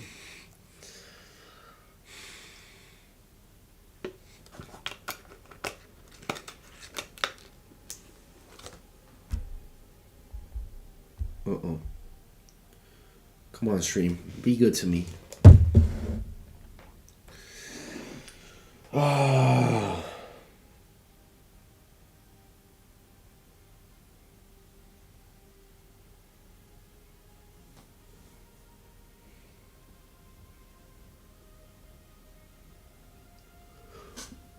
Dude, Vinny's been cooking, but we need to do more of that. I know it seems like the game is gonna end soon, but it's not. We lost 10 minutes. 10 minutes of regulation. At least 10 minutes of regulation because of the racist incident. So, well, there's still time. We need to score. We cannot get scored on, and we need to score goals.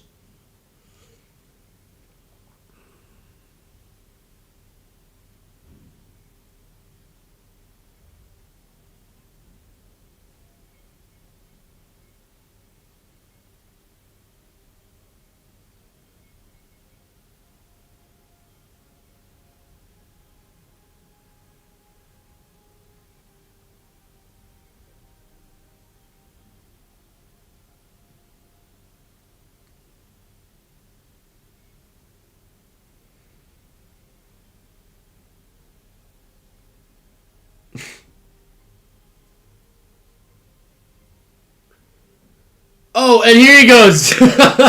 Dude, if you think Vinny is getting booed, here, just wait. Just wait until everything comes out. Until all the information that we need comes out. Just wait until the Bernabeu gets a hold of Prestiani, man. Just wait. You just wait.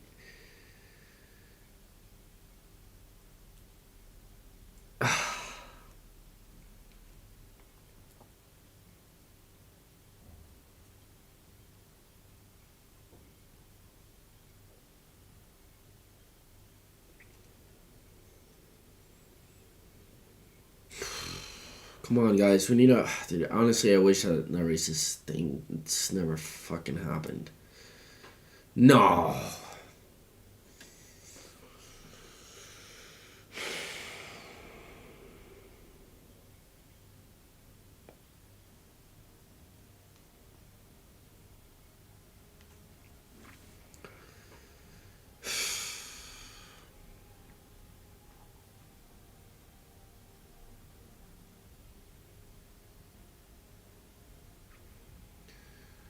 Come on, bruv.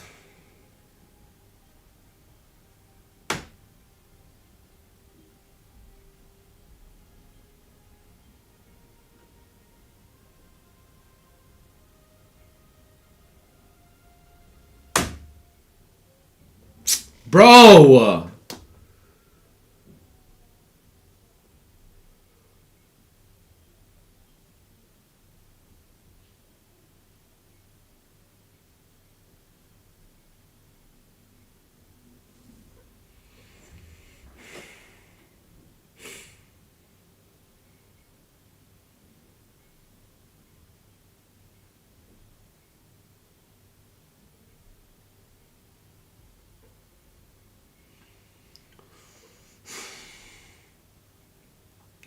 I'm bummed out because this racist incident really turned off the game. Real Madrid were high tempo, we're playing well offensively. The goal was supposed to give us momentum, and it didn't give us momentum.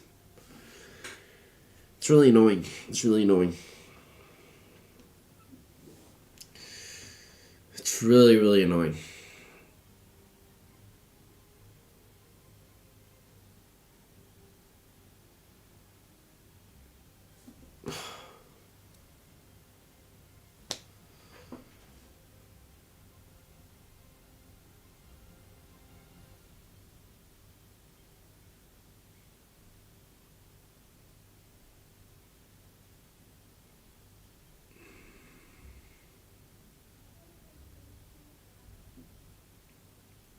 Oh, come on, bro. Chouamani's...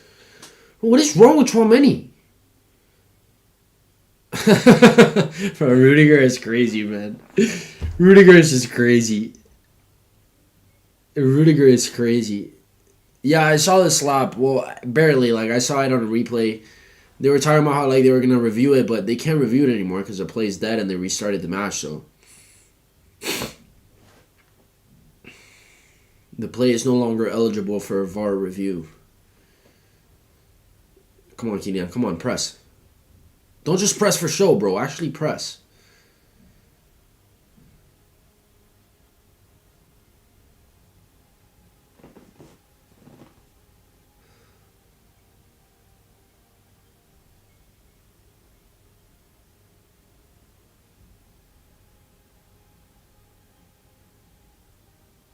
Yo, Vinny already has a yellow card for the most unfair reason possible, and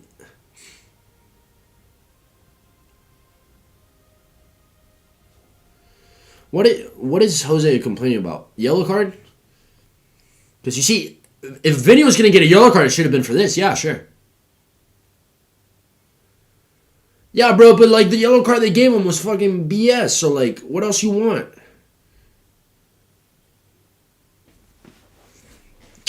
This is ridiculous, bro.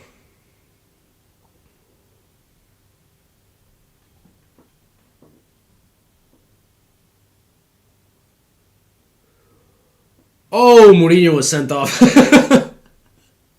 No, bro. No. Why do you send off Mourinho, bro? Mourinho's not going to be on the field at the Bernabeu now.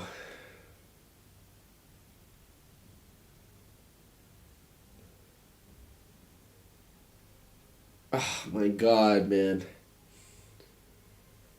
I wanted to see Mourinho on the field, though.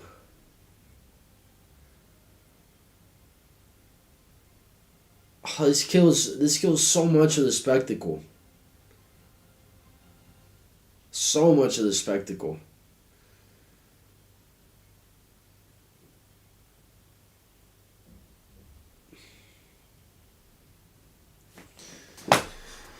Whatever.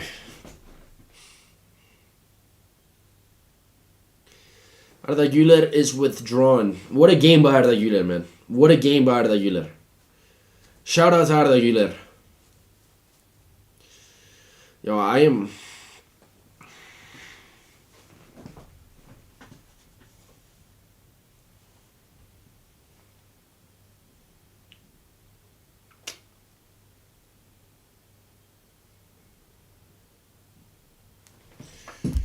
Bro, what the fuck, bro? Come on, man.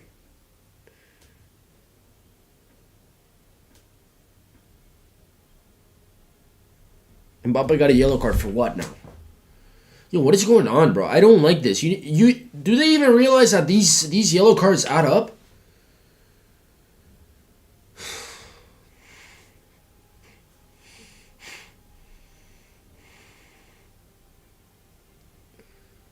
Why did he get a yellow though?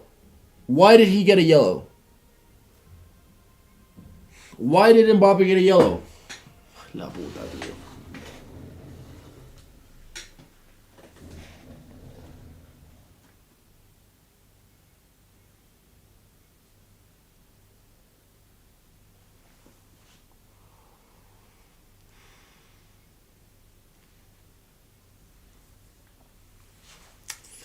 That was too close, guys.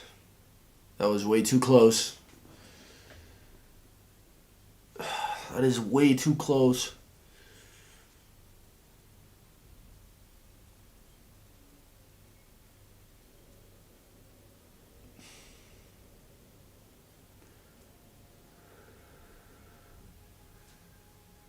Bro, I want to win, but we need to score more goals. There's still time, guys.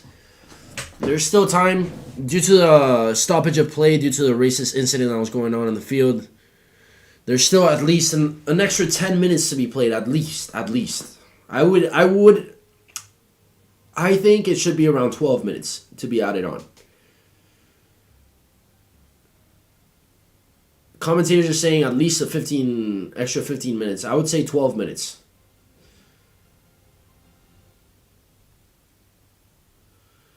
Yo, but I'm so upset. I am so upset. That incident took all of the momentum that Real Madrid had going into the match. All of it.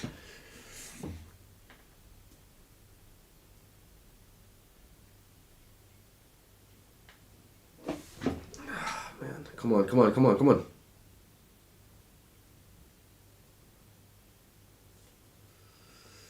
Es que también es un burro. Es un burro, tío. Es un burro.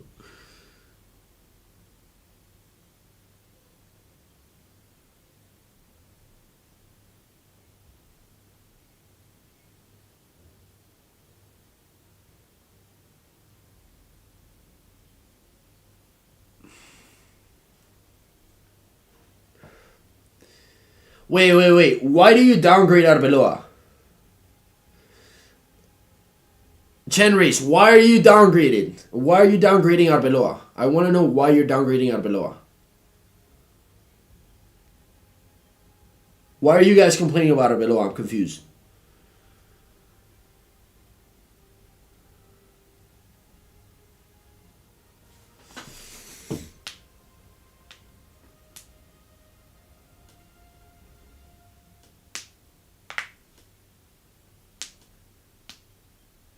Oh man, no, Trent, come on, Trent, catch up. Trent. Bro, they're touching like it's like oh my god, this is not good.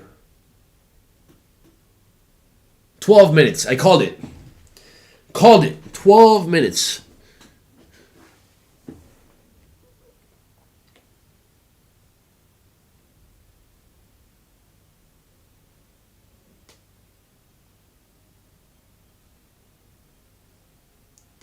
Yeah, maybe. The thing is, I feel like in these incidents, like, the mentality of thing, it's really hard to reconnect your players into the game. I don't know, man. I don't know. I don't know if I can agree with that, but, like, I understand what you mean. Like, the team shut down. The team completely shut down after the incident. And like, I don't know, man.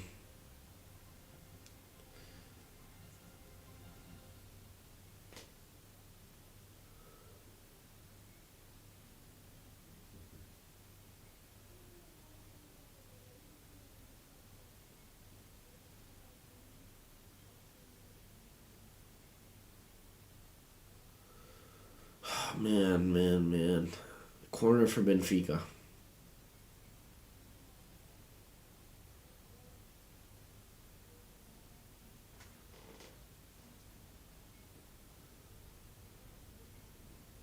What a terrible cross. Oh my god, thank God. Bro, come on, dog. Come on, dog.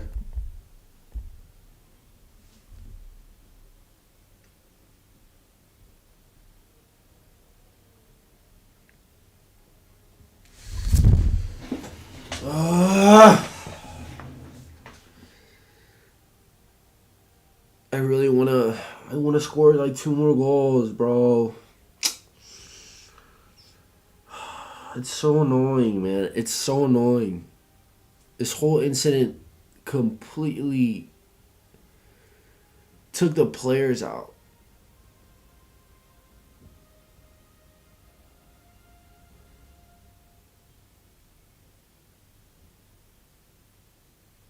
Yo, Brahim, bro.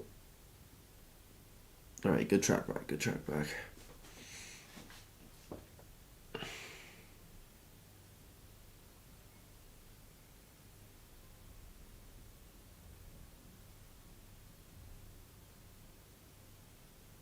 Oh!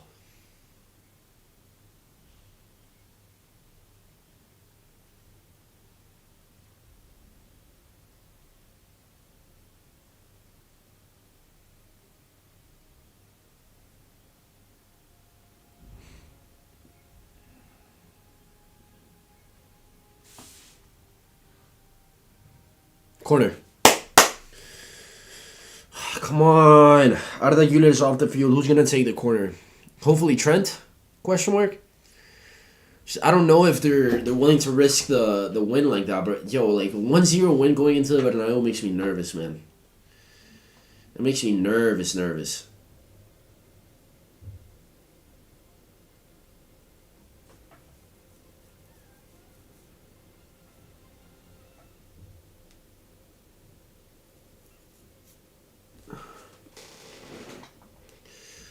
Yo,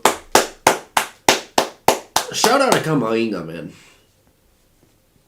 Convinced that he is by far the most underrated Real Madrid player there is. In the current squad, he is by far the most underrated Real Madrid player.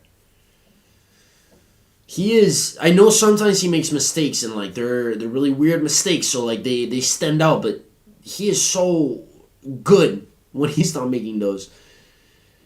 And like he doesn't make those very often either, man. Like I think he gets a lot of stick for absolutely no reason.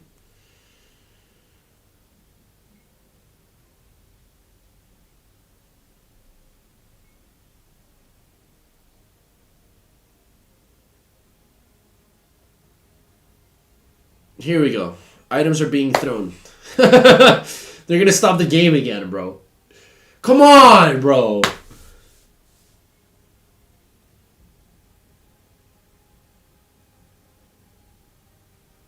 Yo, I would have never expected this from Benfica fans, bro.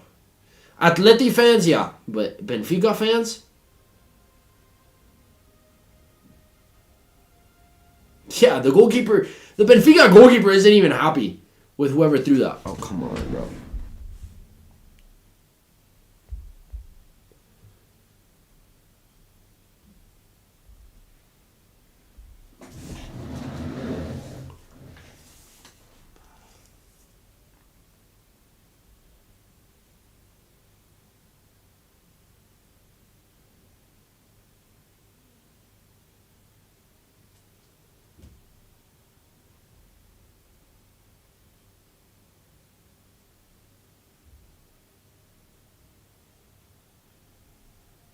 Oh!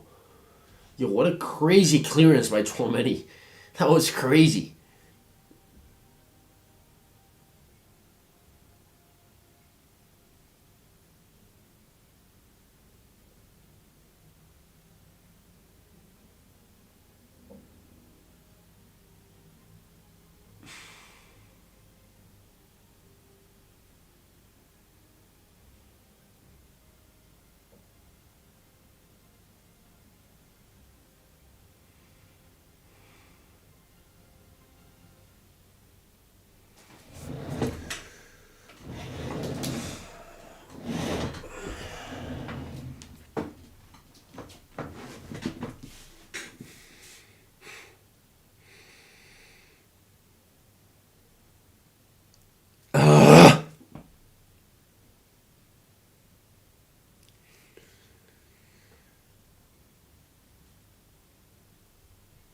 Yeah, guys, I don't know where you guys are at, but Carvajal about to come into the field. We're about to hit the 7-minute mark in the added time.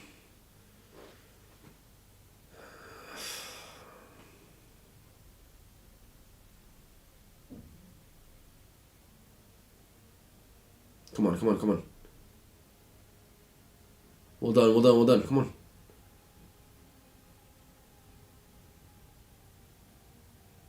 Yo, who is this number 45? Thiago what? I've never heard of him in my life.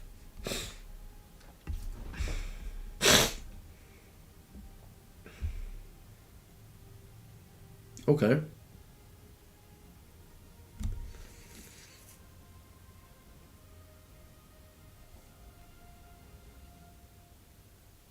Real Madrid dominating right now. Dominating possession.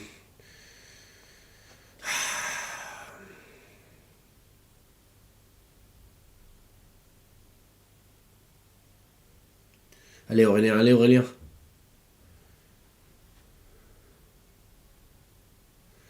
Yo, guys. I know you want to secure the win, but fuck, man. I don't like this.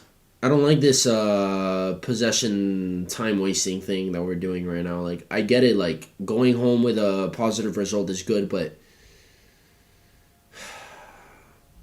if we're going to get comfortable going into the second leg, which that's the most Real Madrid thing you could possibly ever hear of, them having a small lead going into the Bernabeu second leg, we get comfortable. We get comfortable.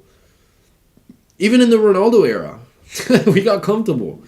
We almost got the year that the MSN won the Champions League, that we lost to Juventus in the semis. We almost got knocked out by Galatasaray.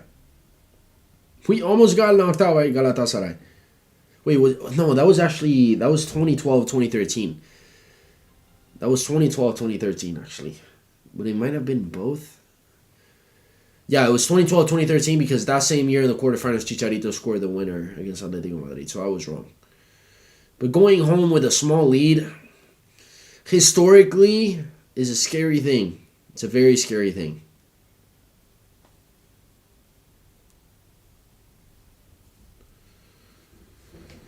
Come on, bro. Come on.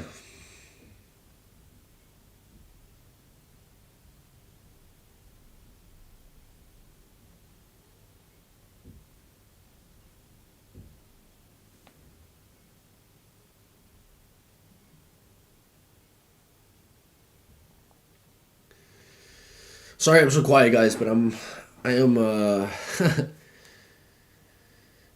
I'm pretty nervous right now. I really want to get another goal. Real Madrid seem pretty comfortable with the 1-0 lead. It doesn't really make much sense to me, but I guess it is what it is. What's the PSG game looking like, guys?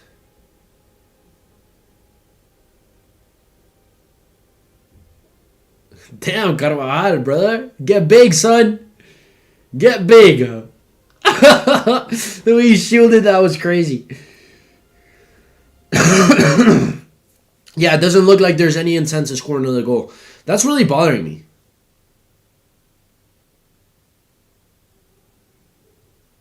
He's showing them a goal. He's showing them the World Cup trophy. Otamendi was showing Vinny the World Cup trophy.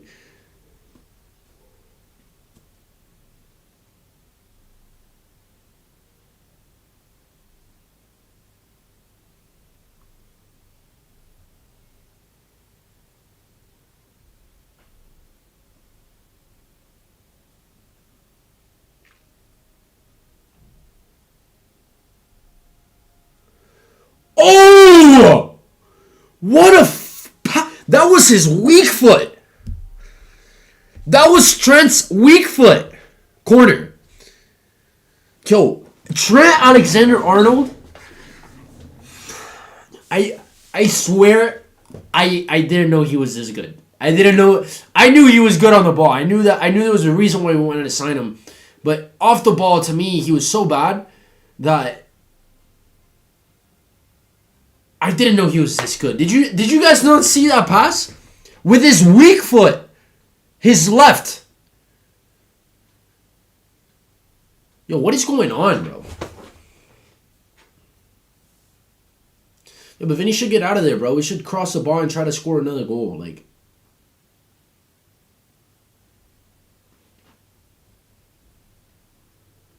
what they don't realize is they're getting filmed. They're all getting filmed. Like, la gente es pelotuda, boludo. Te lo juro, te lo juro.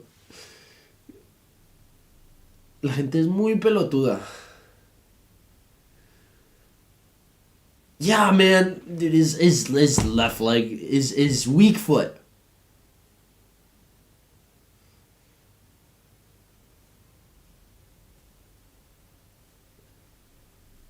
He might end the game here. He might actually end the game here.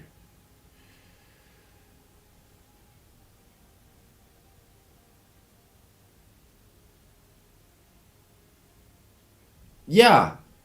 Yo, the commentator just said, keep the camera on those supporters. 100%. Come on. No. No.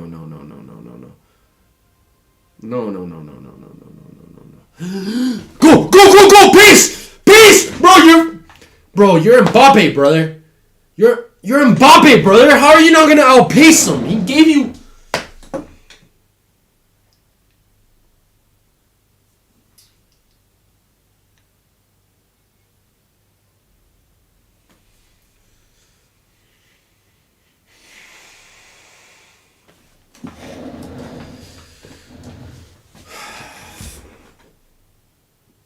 Yeah, guys.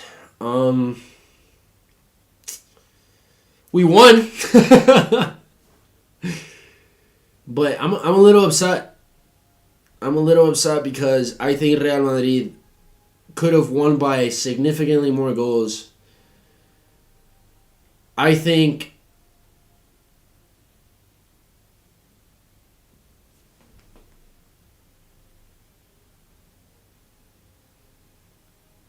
the commentators are giving this guy shit for the racist allegations.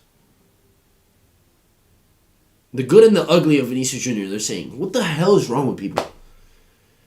Like, I am annoyed that he went to the referee and told him that, and like it created that whole thing because I'm telling you, it killed the momentum of the game. The team didn't play as well. But how can you say the bad? It's not Vinny's fault, man. It's not Vinny's fault. There's a racist cunt on the field. Like, this is bullshit, man. This is bullshit, man. And I'm still pissed off that Vinny got a yellow card for the celebration. I'm telling you, Lamine Yamal does all sorts of celebrations and he never gets. Yo, why is Carvajal bleeding like that? Did anyone else see that?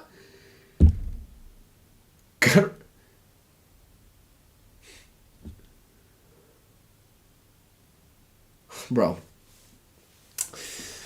Guys. Yeah, there's no place in football or in life for any racist incident. I completely agree. This is still fucked. This is still messed up, man. This is messed up. How a racist incident completely took out the momentum of a match that was actually really good. It was really entertaining. I said that the first half to me wasn't that entertaining, but it wasn't boring either. The team was creating chances. Real Madrid looked good. I think Real Madrid looked good today, but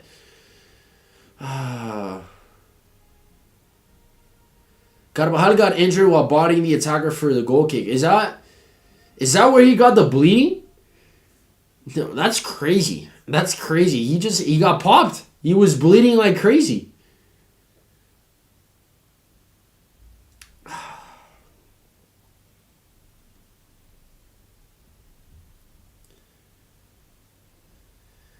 Yeah, guys. I want to see what's going to happen with Pestriani. Unfortunately, that's going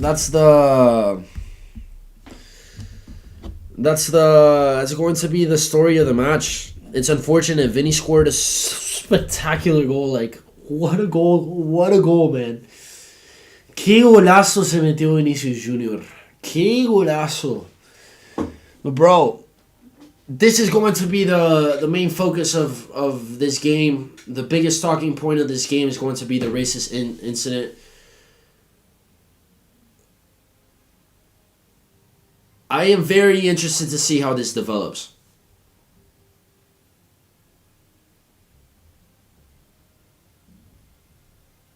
Yeah, there's going to be an investigation on this, and I'm very interested to see what it is that happens from this racist incident, because I think Pestriani, I think it was pretty...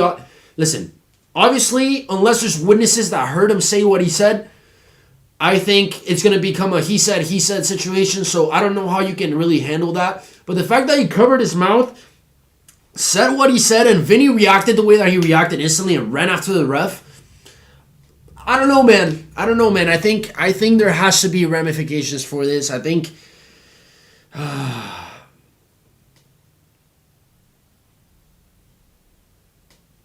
What a goal by Vinicius. I cannot believe the stream died on me like that when Vinny scored, man. What a goal. Yo, tell me something. Is that celebration worthy of a yellow card?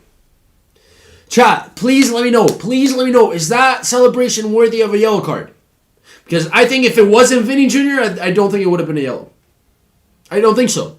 Lamine Yamal is going to do that over the weekend. He's not going to get anything for it. I'm telling you right now.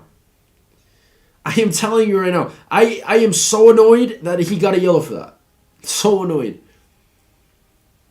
And I'm annoyed that this game is going to get overshadowed by the racist incident. That should have never happened. I wonder what the score would have been if that never happened. I really do.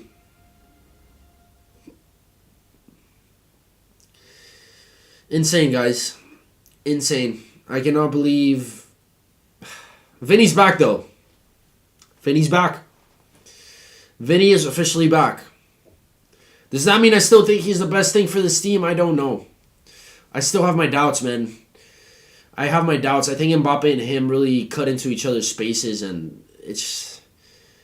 I don't think that they're meant to play together. I think that they both play better when when it's only one of them on the field. I really do believe that. There is no space. Mbappe has proven that he can score goals as a striker, but Mbappe's un crack. Mbappe's a beast. Mbappe, I don't know, man. I do not know. I don't know if it's gonna be tough. It's gonna be tough to figure out what Real Madrid does next and how they're gonna set up tactically unless Vinny starts playing at a more backed role. I think it's going to be complicated tactically to be able to fit a right scheme.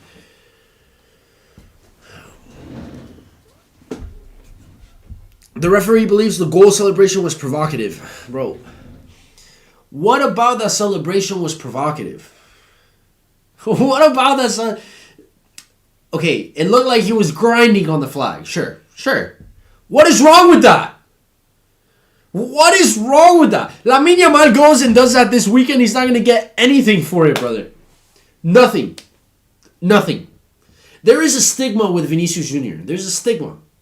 A stigma with Vinicius Jr. that unfortunately he built that reputation for himself. Obviously, maybe you can blame the people that were attacking him, yada, yada, yada.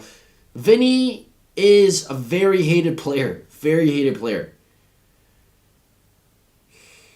And unfortunately, I think that because of his name, I think that's why he got yellowed. Because with all due respect, I disagree. I don't think that's a yellow. What a game by Vinny, absolutely. Absolutely, guys. What a game by Vinicius Jr. What a game by Vinicius Jr.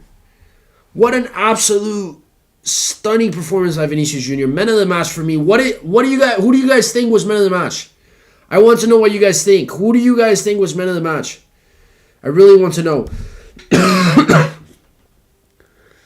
It could have been 3-0 between the 40th and 45th minute. The second half was disappointing, but Real Madrid got what they wanted.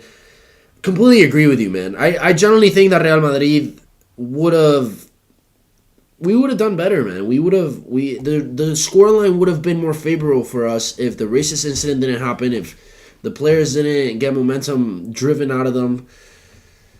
Man, it's unfortunate. It's unfortunate. MVP Vinny or Arda? Arda is insane, man. Arda Güler is an absolute baller. He brings so much energy into the team. The way that he creates space, his chances, he's so dangerous to have. Playing as a number 10 is the right move. Arda Güler needs to play as a number 10. I was sad to see him getting taken off, but he did get taken off towards the end of the match, so at least it wasn't like last time where he was by far the best player on the field and they decided to take him out.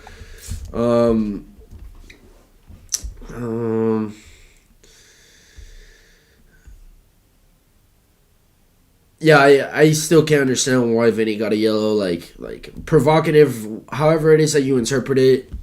I disagree. I don't think there was anything provocative. Like, okay, like he's grinding and like he's making his faces. It's Vinny. It's Vinny. It's Vinny. He dances. You know what? Vinny was accused of being being a provocative player because he dances as goal celebrations. Lamine Yamal dances every weekend. Every weekend. Bro, like, it's mind-blowing. It's mind-blowing. It's mind-blowing. Que golazo, boludo. Que golazo. What a goal by Vinny. What a goal. That's prime Vinny right there, man. Since 2026 started, I remember I had a stream here with Alejandrito. I told him, I am not getting hyped about Vinny yet because Vinny needs to stay consistent. Vinny, in 2025, would have one good game out of every 10. And people would freak out because he would have that one good game. But I'm telling you, Vinny, I told Alejandrito I'm not sold on Vinny until he can prove that he's consistent. Vinny's had one bad game, guys. One bad game all year. All year. I'm talking 2026. Since 2026 started. Vinicius Jr. has been absolutely incredible.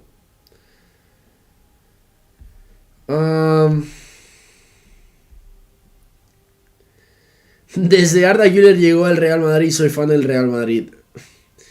Arda Güler es un crack. Crack, chicos. Arda Güler is a beast. Absolute baller. Absolute baller. Absolute baller. Like I am very pleased with Arda Güler. I think he's been one of our best players this season by far. Happy to see him develop. I still think there are games in which he kind of ghosts, but I think with time he's just going to get better. I think he's going to be a big piece in the project that we're building towards the future. So I'm excited to see what Arda Güler has in store for us. What a win for us. Completely agreed. But it could have been better, man. Could have been so much. It should have been so much better, guys. This win was good, but I think the racist injury again completely derailed the trajectory of the match. It was going one way, and all of a sudden, poof, completely changed. I am very impressed with Rudiger also. Yeah, I mean, Rudiger is Rudiger, man. Rudiger is always good. I don't think I've ever seen Rudiger be bad. I'll say it right now. I don't think I've ever seen Rudiger be bad. It's about his fitness. It's about how he's able to stay not injured. If he's not getting injured, Rudiger is an incredible center back. He's an incredible center back. What a beast. Completely agreed. I feel so much better with Dean Huijsen at the center back position with Rudiger next to him. And I still feel a little bit iffy about Huijsen. Courtois for me. Courtois did have an incredible match, though. To be fair, Courtois did have an incredible match. Courtois had a crazy save, man. And the fact that shot, that low shot to the far left post, the ball that he saved, the shot from outside the box, I think it was incredible. But the fact that it was deflected makes the save even better. And no one is suspended for the second leg as well. Yeah, that's good, but I guess I need to look up how the yellow card rules work moving forward, because I think a lot of people got unnecessary yellow cards. Very sad to see that Mourinho got a red card, which honestly is the most Mourinho thing you could possibly see, like him getting sent off. But I'm annoyed that Mourinho got sent off, man. I am, bro. Like he's coming home, bro. He's coming home. I don't remember the last time. I don't think Mourinho's been home since. I don't think so. He's going to be in the stadium, but he's not going to be on the pitch, which I think it's a shame. I think it'll take away from the spectacle, but it is what it is, man. Bro, it's 3:40 a.m. here. I am going to sleep. See you in leg 2 and upload a video on the fight. Brother, thank you for tuning in, guys. And guys, to all of you tuning in, I appreciate you tuning in. Huijsen did not make a mistake, though. No, absolutely. Absolutely. Huijsen had a good game today. You have to admit that Dean Huijsen had a really good game. Dean Huijsen, I've been very iffy about Dean Huijsen lately. I don't necessarily like him. I think he had a solid game today. But I obviously feel a lot better with Dean Huijsen on the field when Rudiger is playing. I think Rudiger is the X factor. Rudiger is the X factor, man. Like I think having Rudiger and Militao back there together is exactly what we need. And personally, I prefer Raul Asensio over Dean Huijsen. I do. I think people have a really shitty image of or the way that they see Raul Asensio is not in a good light because of what happened in the Club World Cup, which is understandable. But last year, he was arguably our only bright spot. What he did last year coming out of the Cantera when we needed him most, he was spectacular. And this year, he's been pretty solid. So I 100% prefer Raul Asensio over Dean Huijsen. But you got to give it, as you said, Dean Huijsen did not make a single mistake today, though. Completely agree with you. I think he deserves his flowers. Tchouaméni also had a good game. He did, but in the end, he was losing too many balls. Like, he was losing possession way too much. I don't know why. I don't know what happened. Tchouaméni is a very reliable player, and towards the end of the game, he wasn't keeping the ball. He wasn't keeping possession. He was giving the ball up.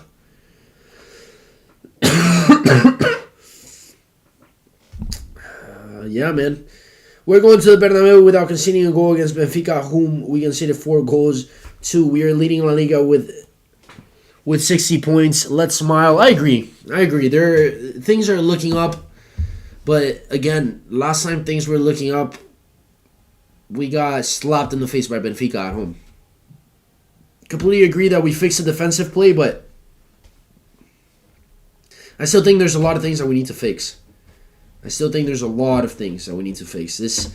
defense still has a lot to prove. I do think that the reason why we conceded 4 goals in this match the last time out is because Jude Bellingham wasn't running, man. Jude Bellingham was the left center mid. He was playing behind. He was the left center mid, and he just wouldn't track back. He left Carreras all by himself. And this game, he had Camavinga. Camavinga is a very defensive player. He's tracking back. He's always. I think tactically speaking today was the right move. We played it off well. Dean Huijsen had a decent game. I am dying to see Joan Martinez in our defense. Me too, man, but I don't want to force him into our defense. I don't know if you guys know this, but Arbeloa, when he was coaching Castilla and Xabi Alonso was still here, Arbeloa had some problems with Joan Martinez. I was surprised to see Joan Martinez today. I was surprised to see him today, but he had a really good game. I guess he's turned things around because, I mean, him getting called up says something. Arbeloa straight up went on a press conference before a Castilla match and said that Joan Martinez had to get his shit together, that he had a lot of work to be done before he could actually join the first team. So the fact that Arbeloa added him into the squad is encouraging. I am also excited to see him play. I just don't think he's ready, man. I don't want to rush him into the defense. I don't. And who knows, maybe he's exactly what we need, but I think experience is a very important thing. I remember when Varane recently joined, he was 19. He would make some really stupid. He was really good. Varane was incredible. Rafael Varane was incredible from a young age, but he would also make really immature, stupid mistakes. I remember when we played Manchester United away from home, and Cristiano scored at Old Trafford and he didn't celebrate, and then Luka Modric came in and scored that stunner. The goal that tied the match, the goal that Man United scored that tied the match, was a huge mistake by Rafa Varane. And that's the thing about experience. That's the thing about center backs, defenders that are experienced. Like, you need to be able to have the wisdom, the right amount of wisdom to be able to play the position. And Joan Martinez could be the next big thing. He could. But I think we need to give him time. I think slowly but surely we need to give him time. Sean Reyes, bro, thank you for pulling up, man. You've been great to interact with. Thank you for pulling up. Mbappe had a bit of a stinker today, to be honest. on the bright side, great to see Vinny cooking. Mbappe. I am Mbappe's biggest advocate. I am his biggest. Like, he could go to court and hire any lawyer, no matter how much money he pays him. He won't get a better defense than me, man. I defend Mbappe better than anyone. And I can tell you today, Mbappe was not locked in. Mbappe had a stinker. Absolute stinker. I completely agree. Mbappe did not pull up. Mbappe, unfortunately, was not at his best. He was dangerous. He was creating chances. He was opening space for himself. Well, I don't think he played terrible, but I definitely don't think that he had a great game. So, yeah, guys. I do think we underestimated Benfica the last time. This time, we were more prepared. Yes, but that's my fear, man. That's what I'm scared about. I am scared that we are going to go with a 1-0 lead, going home, knowing that we're playing home and we're going to get comfortable. The same way we got comfortable against Ajax in 2019. The same way we got comfortable against Galatasaray in 2013. The same way we got comfortable against Leipzig in the round of 16 of 2024. We got lucky that game. We got lucky because Vinny should have been sent off, man. Like, I was right in front of him. I can tell you that Vinny deserved to get sent off. I was right in front of that incident. Vinny deserved to get sent off, and we were saved. We were absolutely saved by the referee because Vinny wasn't sent off. 5 minutes later, he scores the opening goal of the match, and then Leipzig tied the game, and then we're struggling until the end of the match. But the truth about Real Madrid in the Champions League, going into a second leg with a short lead, it's a scary reality. Look at what happened against Chelsea in 2022. That's the best Champions League ever won, but think about what happened against Chelsea in 2022. We went into the Bernabeu with a 2-goal lead against Chelsea, and we almost lost. We almost lost, bro. We almost lost.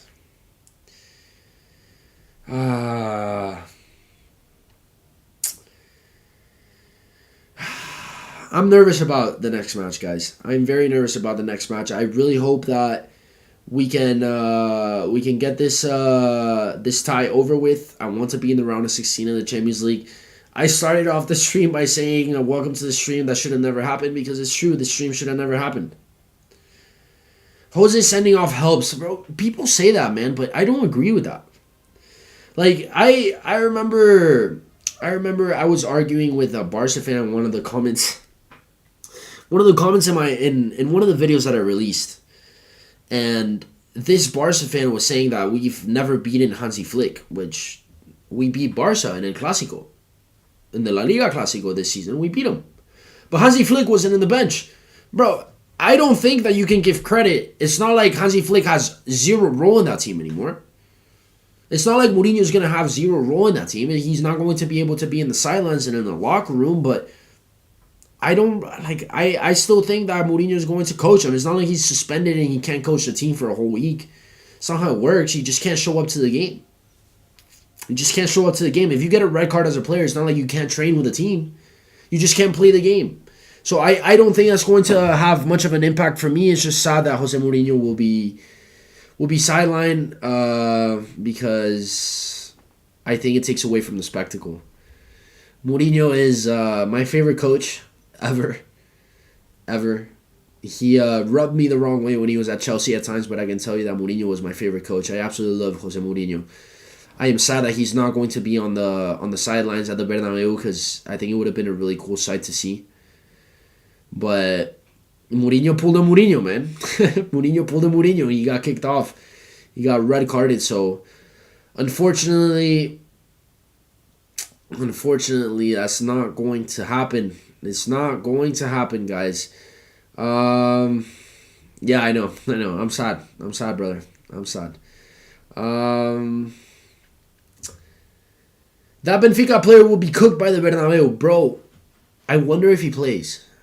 Because UEFA are obviously going to open an investigation on Pestriani. I don't know if he is going to get caught. I don't know if he's going to get punished. The thing is, you have to realize that this is, like I said, it's a he said situation. Like it's his word, it's Vinny's word against Pestriani's. Unless someone else heard. If someone else heard and they backed Vinny up, at that point Pestriani's a little screwed. Because I think UEFA takes these things significantly more serious than La Liga. Significantly more serious than La Liga. UEFA is not gonna put up with this. They're not. So I do think that if Pestriani plays at the Bernabeu, he's absolutely going to get cooked. He's going to get destroyed by the boos. It's going to be a tough day for him. But I wouldn't be surprised if he doesn't play, guys. Like, don't be surprised if Pestriani gets banned from playing in the Champions League for the rest of the season. I think he's going to get popped. I think Pestriani is going to get popped.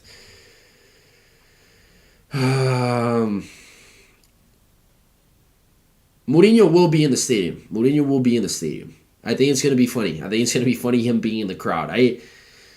Mourinho's a professional. I know that he's going to be there and he's going to be mentalized as a Benfica coach, but he's one of ours, man. He's one of ours. He knows he's one of ours. I think it's going to be a special thing. I was really happy that we drew Benfica. Not because we were going to get revenge. Honestly, we should have never been playing in these games anyways, but I was happy to see that Mourinho was going to be returning to the Bernabeu. That's what I was happy about. Jose Mourinho will be returning to the Bernabeu. He will be in the stands, however. Pestriani, we will see how that develops. Guys, to those of you who tuned in, thank you for tuning in, guys. It's been a good stream. It's been a good stream. I was a little upset with my stream because I wasn't able to really react to the goal the way that I wanted to, but qué golazo. Qué golazo de Vinicius, parce. Qué golazo. Qué golazo. Vinny's back. Vinny's back at his best level, guys. Glad to be ending the stream on a win.